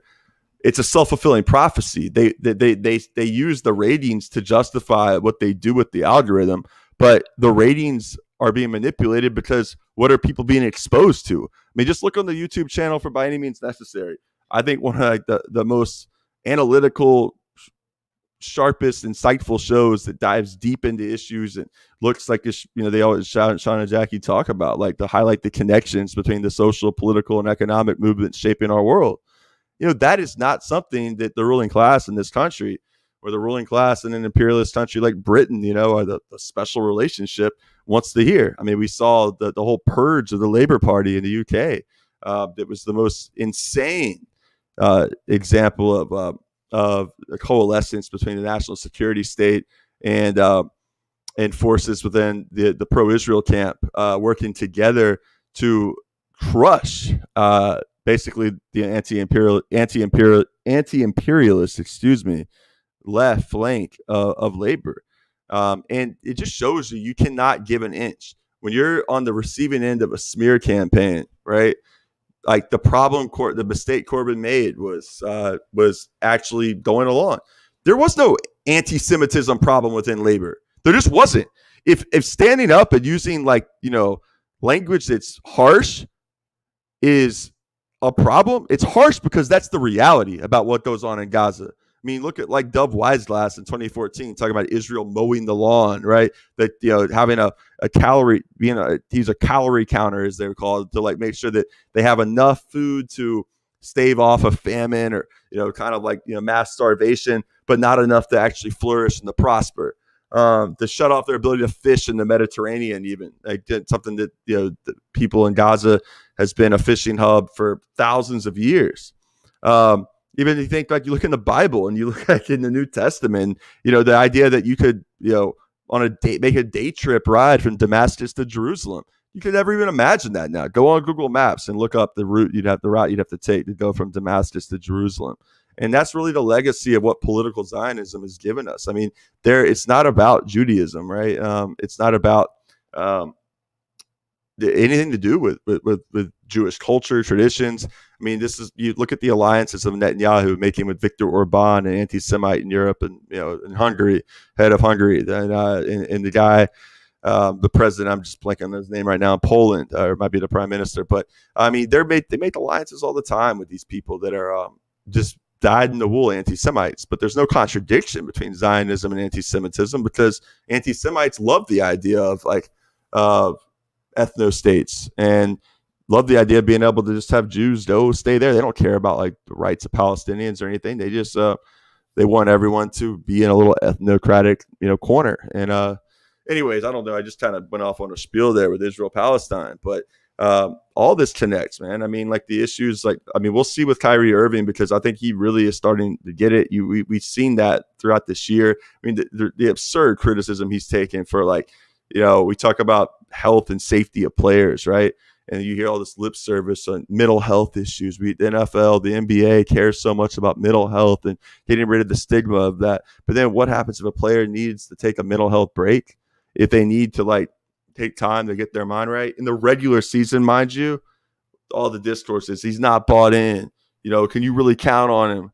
Or his teammates going to rebel and hate him? You hear this from Stephen A. Smith, and he is the main vehicle of that because ESPN is the biggest platform in sports media, and he acts as a way to, as essentially a tool, and his utility is to get on there and to check athletes that are stepping out of line with what the corporate establishment wants. The farthest he'll go in terms of any kind of radicalism, and put those in air quotes, is fighting and really beating the table for more black representation in management positions and ownership.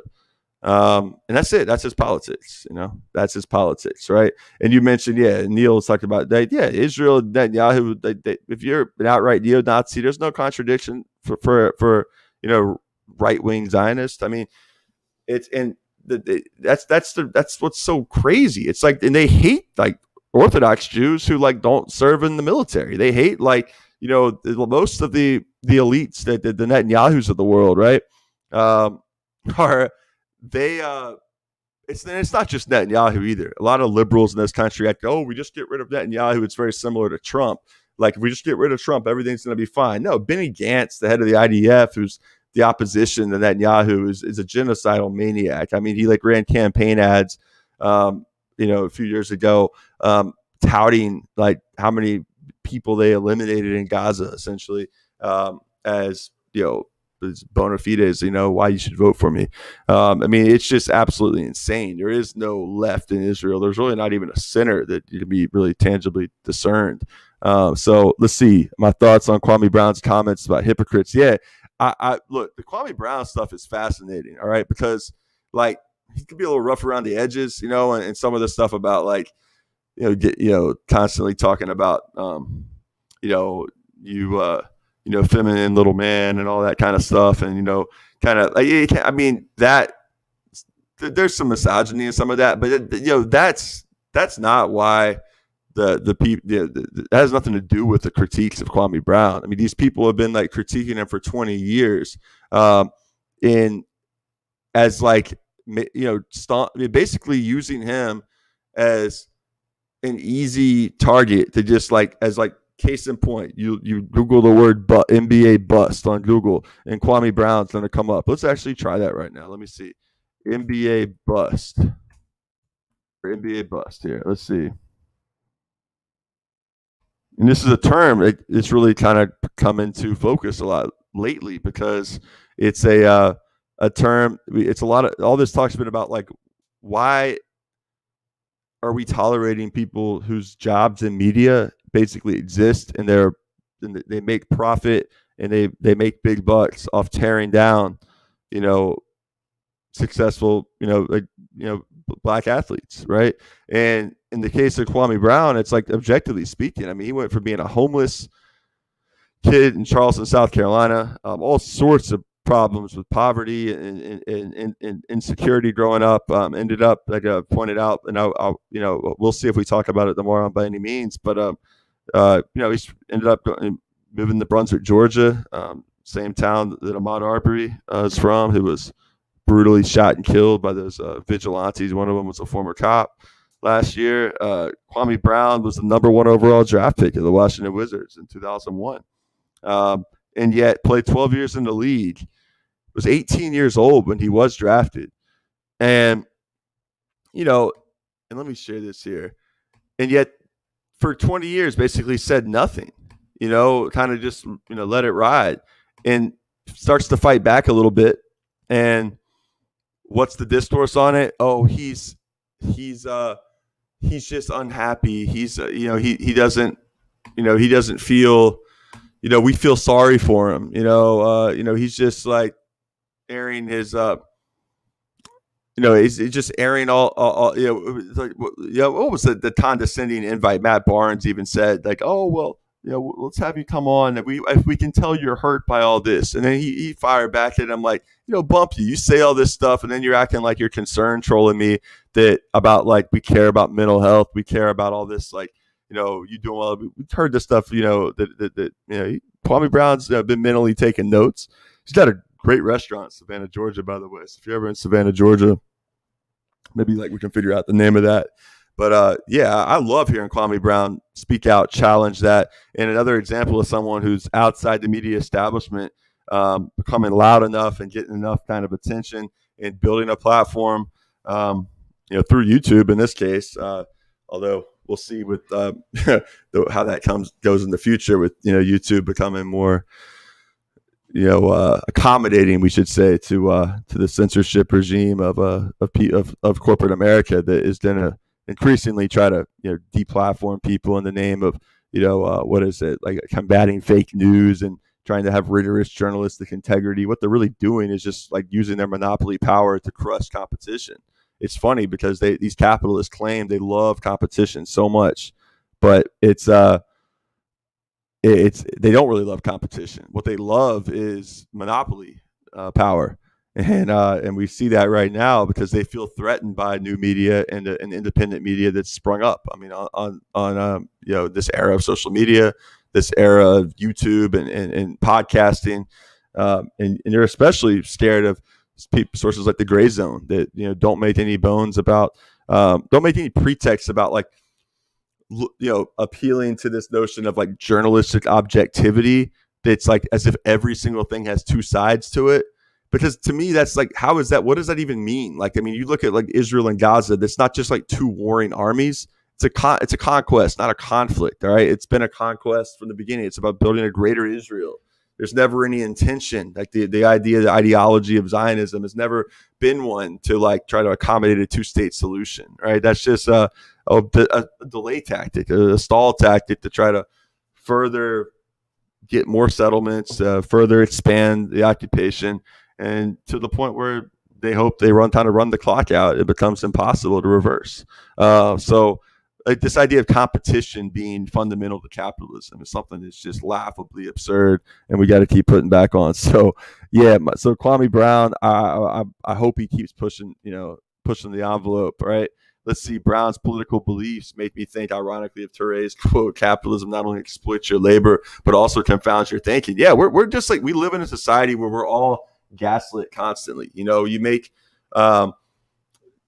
observations, and you're looking at the world and analyzing things and analyzing what you see and the absurdities and the outrages that exist out here. And then you suddenly, what's the number one thing? Oh, you're a conspiracy theorist. So like, it's interesting because like a conspiracy theory just very literally means like a theory about how a group of people conspired to do something using their power and resources to do something that the public would never support behind the scenes to make happen. So a conspiracy theory on its face is just that. There's nothing like, but the term, but like the moniker, like conspiracy theorist, to put that on someone is a way of gaslighting that person into shutting the fuck up, and like basically questioning their own sanity and thinking about whether or not maybe I am crazy, maybe I've lost my mind. But sure, there are wacky conspiracy theories, but there's also real conspiracies that aren't even theories, that play themselves out every day, that the ruling class in this country, that the military, establishment in this country, that people with power in this country, whether it be in Hollywood, whether it be in finance on Wall Street, whether it be in the DC Beltway, the Northern Virginia corridor, they call it the Dulles Airport corridor. You go from the district out to Dulles Airport in Northern Virginia, and you're just going through like every exit you get off of is just packed full of military industrial complex wealth. People that are school districts that are the most well-funded in the whole United States, built off of, brought to you by Raytheon, Boeing, Northrop Grumman, and the misery of Palestinians and Syrians and Venezuelans and people suffering under the boot of U.S. imperialism all over this globe. So we can't forget that, right? And so, look, don't get discouraged, as I would say to all of you, right, that are trying to see these truths, right? They're going to try to get you down. They're going to try to make you feel crazy. And the reality is that you either succumb to that and they win, or, we push back and we continue to fight. And like right now we're entering a phase where the contradictions of this system are just becoming, unreconcilable. I mean, we're getting to a point now where Trump played a big role in kind of showing the sort of liberal psychosis that existed in terms of like the cognitive dissonance of what they view as America, like how they fancy America versus what America really is. And, part of the reason Trump was so hated was that he just kind of exposed them. There was even a comment one time where the Russia stuff was really at kind of the apex. And there was like, do you feel like that, by meeting with Putin or that whatever it was, that you're damaging America's image in the world? You're damaging, like, you're sanctioning, or you're giving you're validating somehow the idea that he's like a player in the world, that someone we should deal with on equal footing. The implication being that we are the imperial hegemon. We are the ones that like define the human rights discourse, and that like if you actually believe that, you're the one that shouldn't even be gaslit. You are the crazy one. You're the one that believes in like not just conspiracy theories, but fanciful delusions of like epic proportion. You self-police yourself to work in institutions and media where you literally think like, oh, I'm not told to censor what I write. Well, because it doesn't even occur to you to question the authority, to not be a stenographer for the State Department, because you've been so thoroughly indoctrinated. And I mean, you look at like Columbia Journalism School is a perfect example of that. I mean, you are taught to literally, you're just trained on how to be a conformist, and because you see examples of what success is. You see people that are successful in that industry, and they're not getting there by turning up for Palestine or critiquing the U.S. national security state's lines on Syria and on chemical weapons attacks and being critical of empire. All right. So there's a lot of people that, like, when the material incentives are all in favor of just like going along to get along, that can't resist that. And, fuck them. Right. I mean, it's just like, at the end of the day, we can understand why it happens, but those people, the worst are the ones that know better. There's certain people that have that have grown up in bubbles, and they literally just don't even know. I mean, they've been thoroughly indoctrinated, but there's a lot of people that do know better. Rachel Maddow being case in point. Rachel Maddow used to be an Era Merit. Used to have a show with Chuck D. Fully understands what goes on in Gaza, but yet will not talk about it. But yet wants to go on national TV with her massive audience and talk about Russia, turning off the power in Fargo in the middle of a freezing cold winter, and what are you going to do to your family to stir up hysteria, to stir up fear? I mean, it's like, it's absolute like red baiting and the worst kind of fear mongering that exists in order to keep people scared, terrified, and not questioning, the logic of U.S. imperialism and the system here at home, that the ideological systems that help buttress it, whether they be media, entertainment, social, and cultural. All right, so let's see real quick. It's also the other day where apparently the average age of a CNN listener is 60. Yeah, exactly. That does tell you a lot. So a few things real quick I want to, before we roll, hit on this and go back over a few of these. I'm going to actually, real quick, share the part 1 article I wrote here. And I have this up on Patreon right now, but I'll share it about my thoughts kind of on what Coach Hamp was talking about, what I was talking about, this whole, Frankie Darby being drafted. I mean, Darby really is a fascinating guy. And after I read this article, I'll show you a little video just as you can see his infectious energy and how, people can play different roles and do. And Darby's not really political, but it's like he is powerful in that he's somebody who's like going back, investing in his community, uplifting people that have like been down and out, letting them see that while they may not be an NFL player, but that they can empower themselves and let that empowerment take them where it takes them, right? But the problem is so many young people, they grow up in the hood, they grow up with like generational poverty and not really going anywhere, know anybody that leaves the neighborhood except to go to the state prison.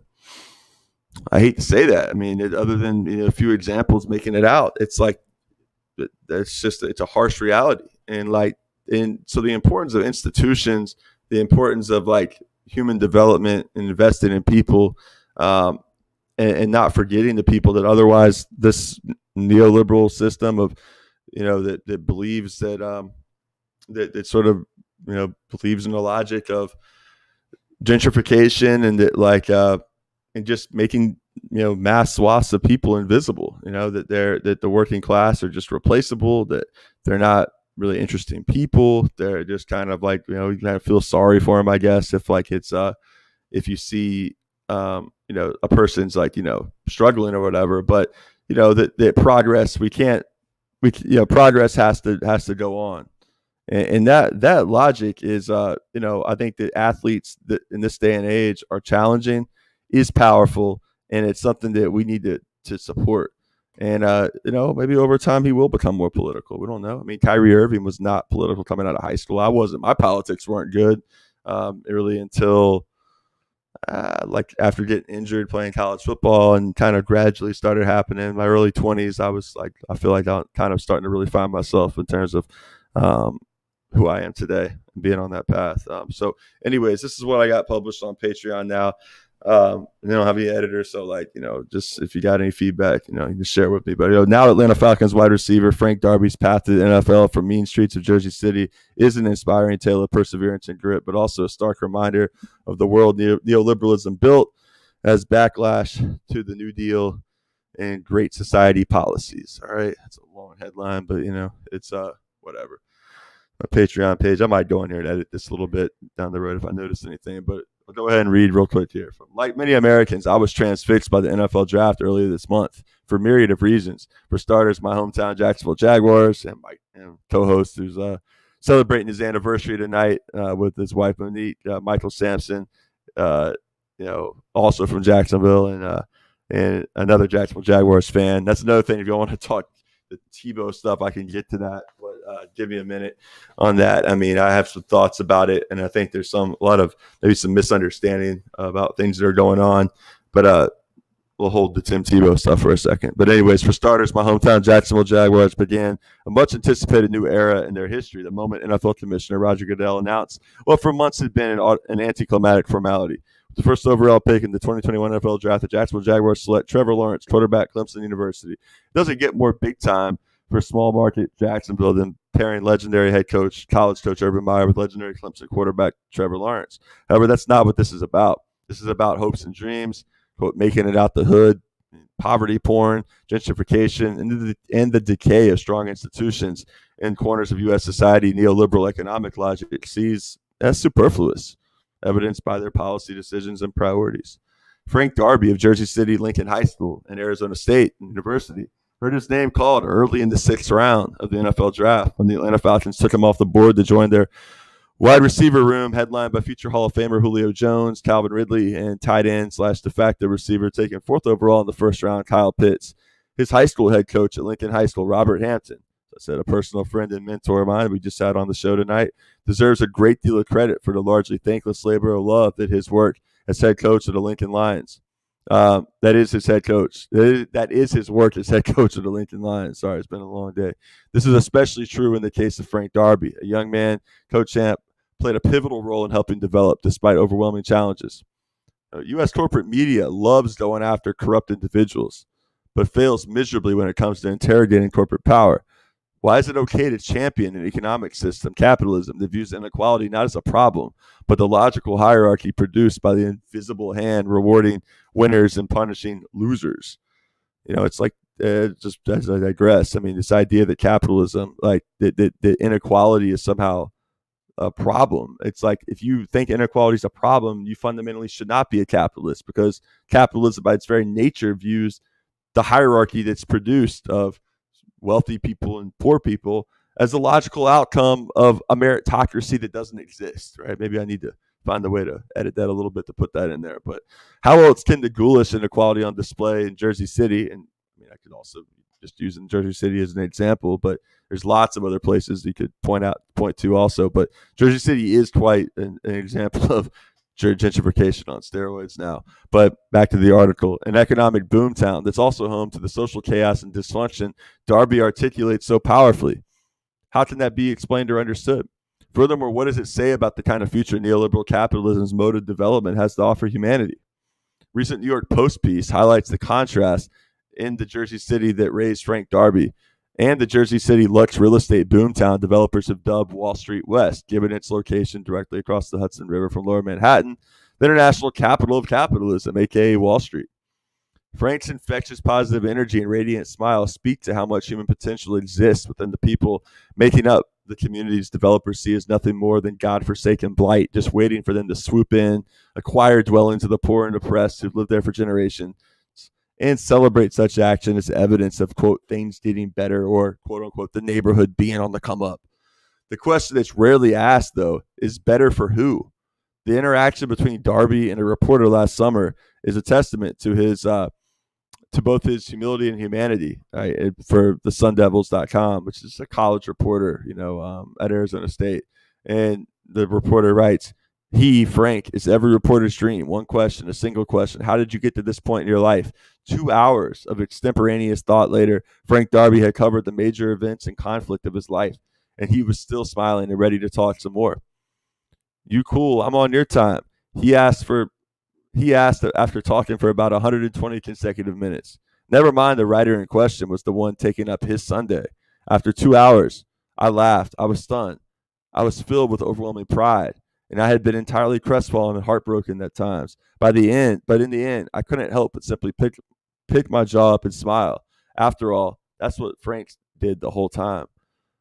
I just tried to brighten everyone up around me. I want people to think I'm just a walking sun, Darby said.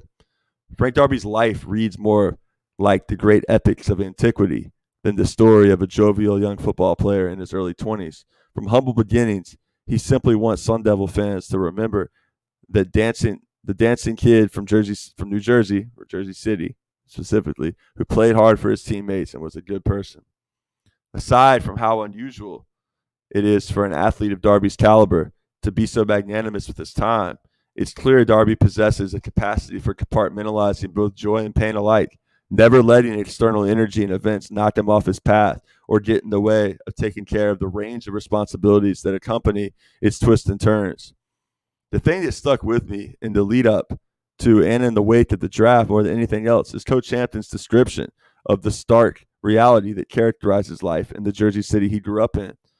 The Jersey City that produces the young men who attend Lincoln High School and play for Hampton's program that continues to defy the odds and experience sustained success despite material disadvantages.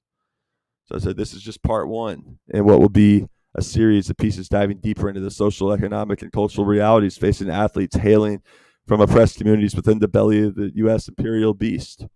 Stories that, when not overlooked entirely, are framed as poverty porn, doing nothing more to interrogate the root causes of the systemic misery, human misery that creates a pipeline from schools to prisons and leaves entire communities with not much more to look forward to, save the, quote, making it out the hood and get rich or die trying, like individual stories that Hollywood and U.S. mass culture crave. So that's that,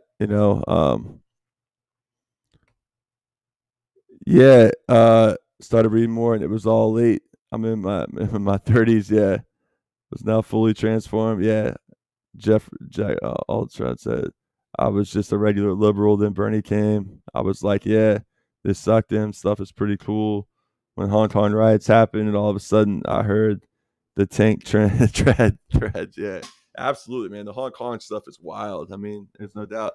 Yeah, Neil, I mean, I need to sit down and it's just about time. And I still unfortunately have issues with my back and stuff that kind of make it difficult to on top of my own work and education, really have the time to sit down and just kind of separate from the world and get into that headspace. But I definitely want to, man. I got so many different threads I can go on. Kind of really hope to use this Patreon page as a means of kind of starting to get my thoughts back out there and get my writing back going.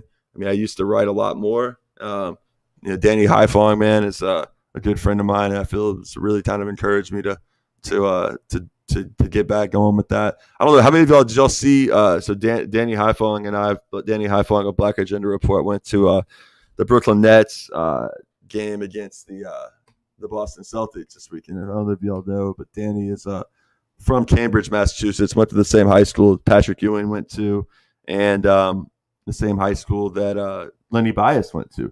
And for those of you who don't know, Len Bias was actually his 1986 death from cocaine was used to help fuel the hysteria, the crack cocaine hysteria epidemic. He died of a cocoa. I mean, I don't know exactly what happened. It wasn't crack though, but could have been a few different things. But this would have been June of '86 after the Celtics drafted him. It was meant to be the next big heir apparent to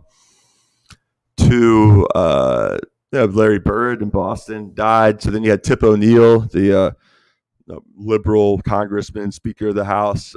Used to always go and argue it out with Ronald Reagan, right? Then at the end of the day, they would sit there and drink brandy together and just kind of laugh and shoot the breeze, whatever. They passed the 100-to-1 crack to powder cocaine disparity bill, the mandatory minimums. We hear a lot about the crime bill, right? The 94 crime bill. But honestly, it's like it goes back to 86, and the later ones that Bush 41 and Clinton really just added on to that. You had the Democrats and Joe Biden, even in 86, actively pushing Reagan from the right to make the crime bill even more intense in 86, the mandatory minimums and all that kind of stuff. The Democrats trying to appeal that we're not soft on crime. And then especially after the Michael Dukakis stuff happened with Willie Horton, that really, made it where Democrats wanted to make sure they never were perceived as being soft on crime. And that sort of set the stage for the 90s and all that crap we saw with that. So, yeah, you're seeing this picture here. This was it's Danny and I at Barclays. You see with this Celtics shirt on there and stuff last weekend. But the reason I bring this up is, I don't know if y'all saw, we were outside there and we ran into Andrew Yang. All right. So Andrew Yang he's a fool. He sucks. All right. He's horrible on absolutely awful when it comes to Israel-Palestine. I mean, I don't know how many of y'all saw his just ridiculous, absolutely ridiculous comments about, supporting Israel as they were just bombing Gaza into the Stone Age. I mean, just disgusting. I mean, absolutely disgusting. So, Danny, it's like I walked up moments ago, mind you, and moments after this, and Andrew Yang was still there. Because like the subway, you get off the subway just like a few feet from here, honestly. So real quick, I'm gonna pull this up and like look at Yang's body language as like he approaches Danny, and then the moment he hears Gaza or anything to do with Israel, Palestine, Gaza, especially his question about the NYPD's office in Tel Aviv, the body language changes, and then he has his little, whoever these guys are, his little goons, security goons, come in here and try to whisk them away here. So let's check this out. The NYPD branch in Tel Aviv. Hey, I'm a journalist with Black. Looks all right. Watch the moment he hears NYPD Tel Aviv. Agenda report.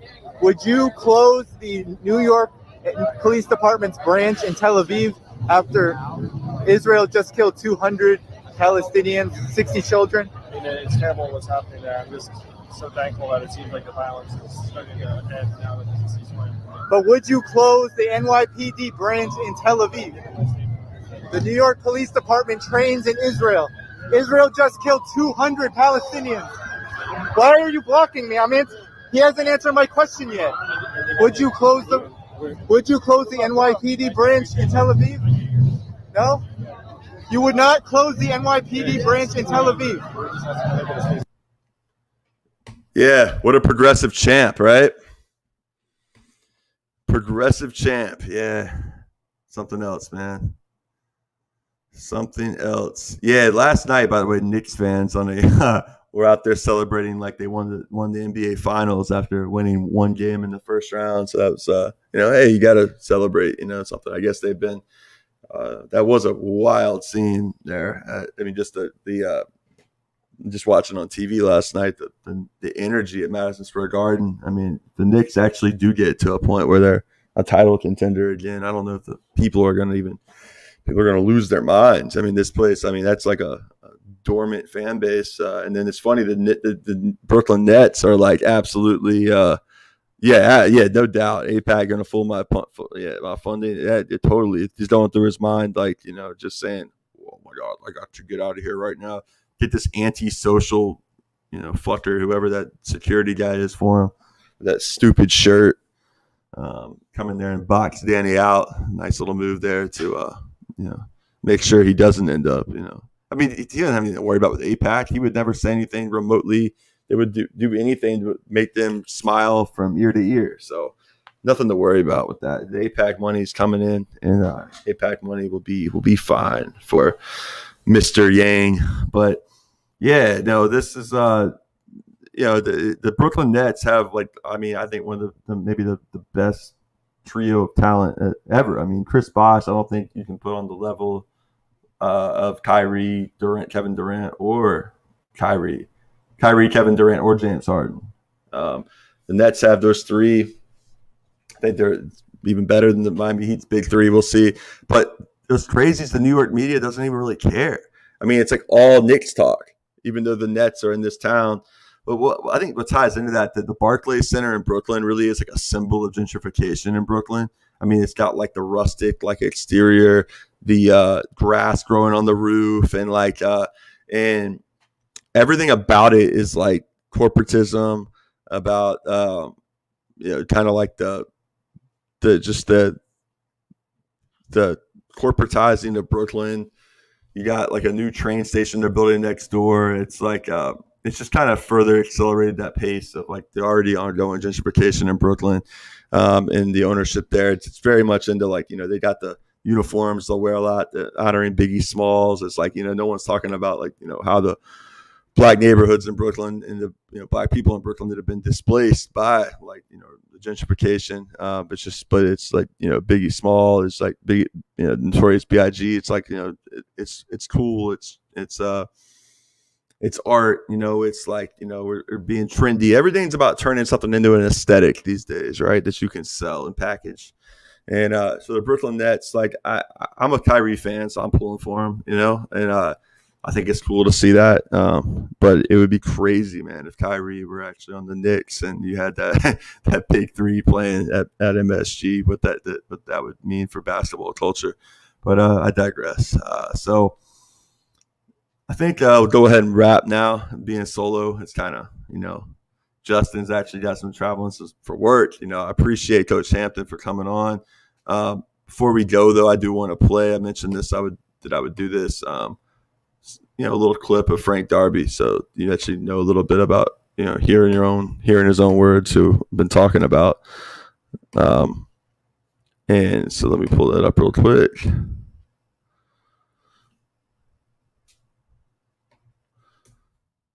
If you got any final questions, go ahead and just put them in the chat.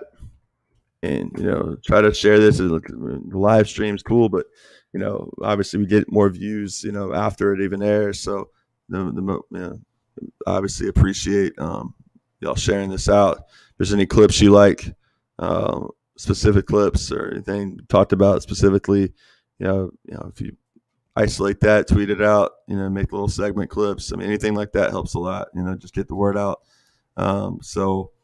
Appreciate y'all being here. The people, y'all know who you are. I mean, been in the stream, Neil and Jack Off Altrade, my man, and Jeffrey Maddox. Y'all are kind of the core crew here. So, Diego Rotondo, appreciate it. Oh, by the way, Chuck Modi from Deadspin, who's been doing so much with, following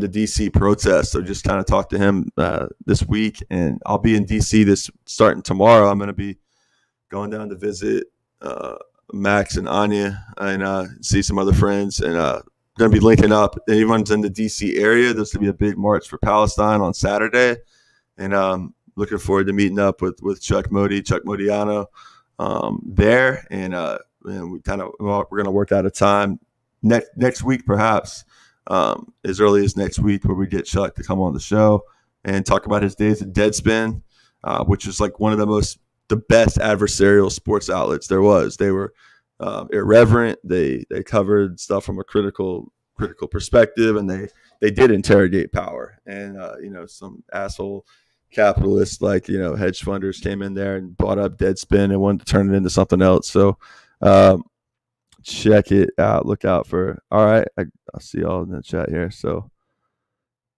yeah.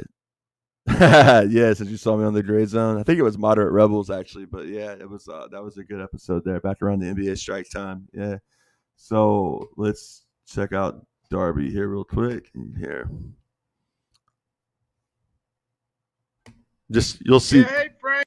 You'll see this infectious energy right here. How excited were you to get the call today from the Atlanta Falcons? Well, I was super excited. I can't even explain like the emotion that was going through my body at the time. It was just like I was on the phone. They tell me like, "You want to be a Falcon?" I'm like, "Yeah, I want to be a Falcon." I see I got the red on, like it was just something, So it was just I was just excited. I've been waiting all day. Just trying to sit here. You hear from so many teams. My phone call rang one time before, and it wasn't even Atlanta. It was just a person just talking to me. I was just like, "No, not now." Listen, so I hung up on them, and then y'all called. And then they let it call. I said, "Yes, y'all been waiting all day, yo." But thank you. But yeah, that's the emotions I was going through. Okay, I appreciate it. So you see kind of like the energy there. I mean, Darby, why they call him Hope, and so many kids, really look up to him. Let's see.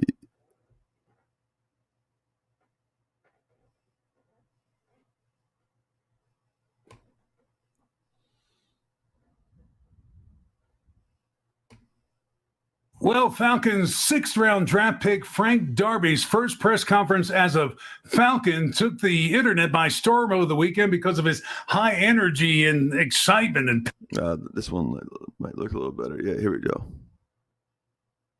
Amazing for me, just being picked, just a big opportunity for me, a big blessing for me, especially where I come from, coming out Jersey, New Jersey. I made history, man. I just made history, They probably, my new name in Jersey City probably is called Hope. They're going to look at it, they're going to be like, Frank is Hope, and that was the goal. So here's my ghetto story. Been to hell through the fire. Gonna take it higher. Here's my survival story. So many reasons to sing them. Now we got the keys to the kingdom. I remember those days when hell was my home, when me and mama bed was a big piece of foam, and me never like bathe and my ear never come. When mama gonna work, me go street go roam. I remember when Danny them get my snow cone and make him lick for bread of them kick up Jerome. I remember when we visit them with pure big stone, and the boy Danny pop out something we're full chrome. I remember when we run, but I get him knee blown, and my best friend Richie get doing I'm down. I remember Sunday Avenue turn in a war zone, and Mikey mother fly him out, cause she get a young OG, I'm a classic man. Your knees get made by the street, elegant, oh, That's just some highlight stuff here. Well, Falcons' sixth-round draft pick Frank Darby's first press conference as of to talk to Falcons' sixth-round pick Frank Darby for a few seconds to realize that he radiates a special energy over Zoom, no less. The Arizona State wide receiver said he's always been this effervescent, but that it only intensified after he lost his mom in February. She done left another battery, like you in me now. So my energy battery plus yours, oh man, call me Duracell. He just had one of his best. I love it. Call me Duracell. I mean, it's really amazing, like to have the kind of infectious energy and positivity that Darby has, and the way it affects so many young cats. I mean, coming up and really investing back in this community, being back there, when the pandemic hit, having to come home and spending time with nobody watching, working out on the field at the park and putting in work. But the greatness is made in sports when no one's watching, and that's the reality. And so much of and it's and not just for him. I think what's powerful is this new generation of athletes that, at least the ones like Darby, the ones like Kyrie, that they don't see themselves just as individuals. They recognize that they've been the byproduct of, development of people, and they're part of a community that's helped develop them, and it's their obligation to help, pay it forward. Right? They're not just, their success didn't happen in a vacuum. And it's not just about an individualist, escapist narrative. So, with that being said, any last questions? Yeah, it was Moderate Rebels. Yeah, let me check. Yeah. Anyways, I'll try to work on whatever.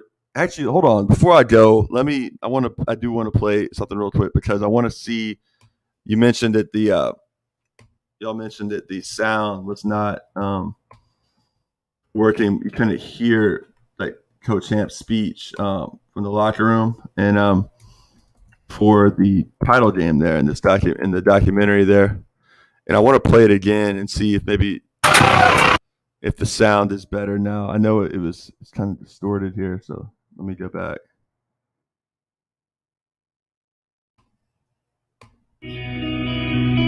Listen to me. You gotta get away. You gotta run from average like a plague. And then when you get to good, you got to make up in your mind that good is only going to be for a few moments. Because they're not going to remember you. It's going to be forgotten. But if you are phenomenal, you will never be forgotten. Mind you, for these kids, a lot of them never been to a ball game, college or professional before. And now they're playing at the home of not just one NFL team, but the home of the New York Giants and the New York Jets for the title game there. It's pretty powerful experience, emotional. But let me know real quick if how the sound sounds as Hamp's speech, very much tinged with class struggle language, mind you, is about to start. Forgotten. Are you hearing what I'm telling you? You will never be forgotten.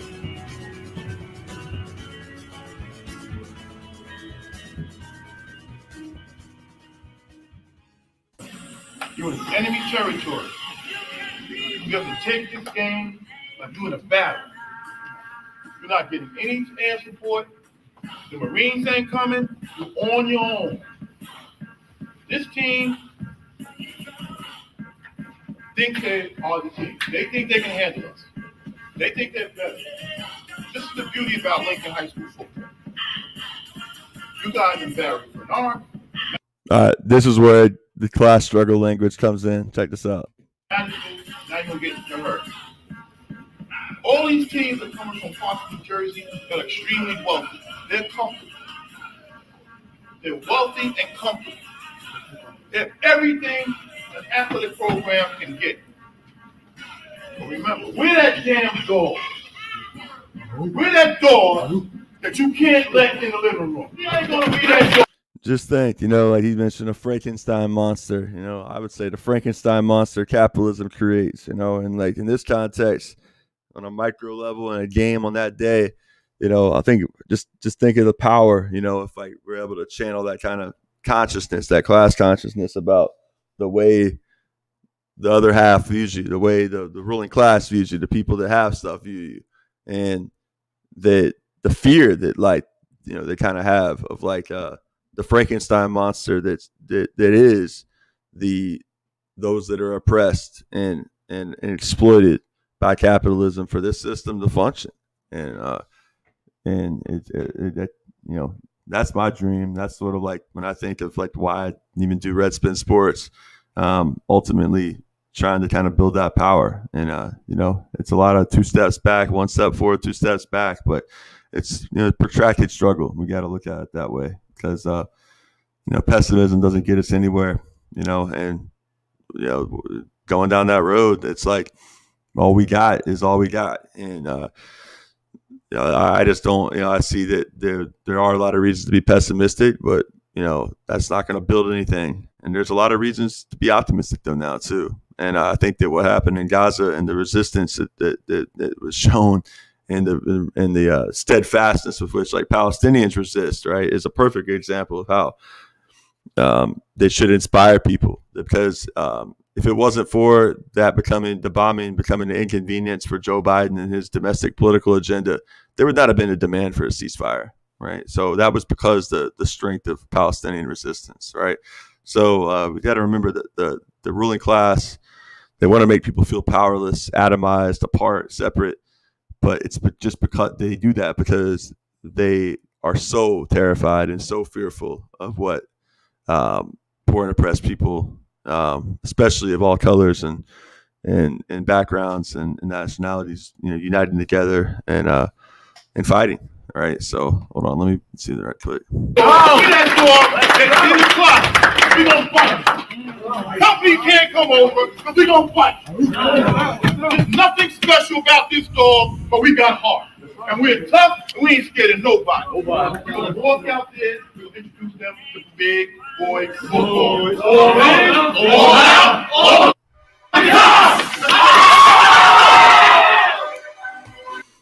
All right, so I'm gonna hang it up for tonight. It's been a long day. Any last things you want to say? Ask right now, but couldn't find it.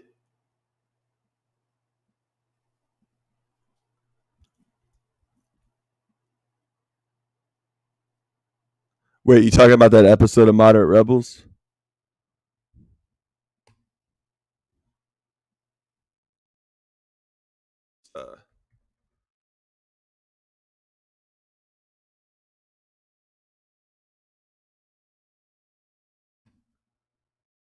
This would be it right here. So I'll put that in there for you. This is the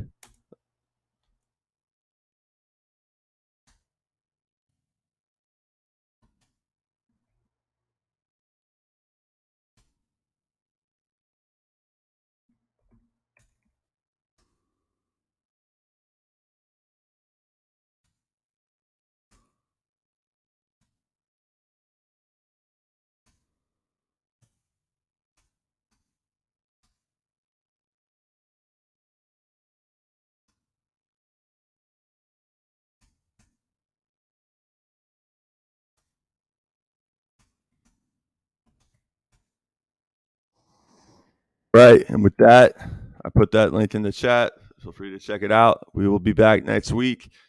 I keep saying we might have a surprise stream in here, but be on the lookout. Looking forward to having Chuck Modi, formerly of Deadspin, now one of the best journalists doing real live, narrative journalism out there, just showing the people in the struggle, right? Out there in DC, turning up constantly and making sure that the DC Metro Police can't brutalize people in the dead of night like they had been doing, making sure he's got a camera out there, holding people accountable. Really, really encourage y'all to follow Chuck Modi's work, Chuck Modiano, and I look forward to having him on Redspin Sports. All right. So with that, appreciate it again to Coach Robert Hampton of the Lincoln High School football program, head coach.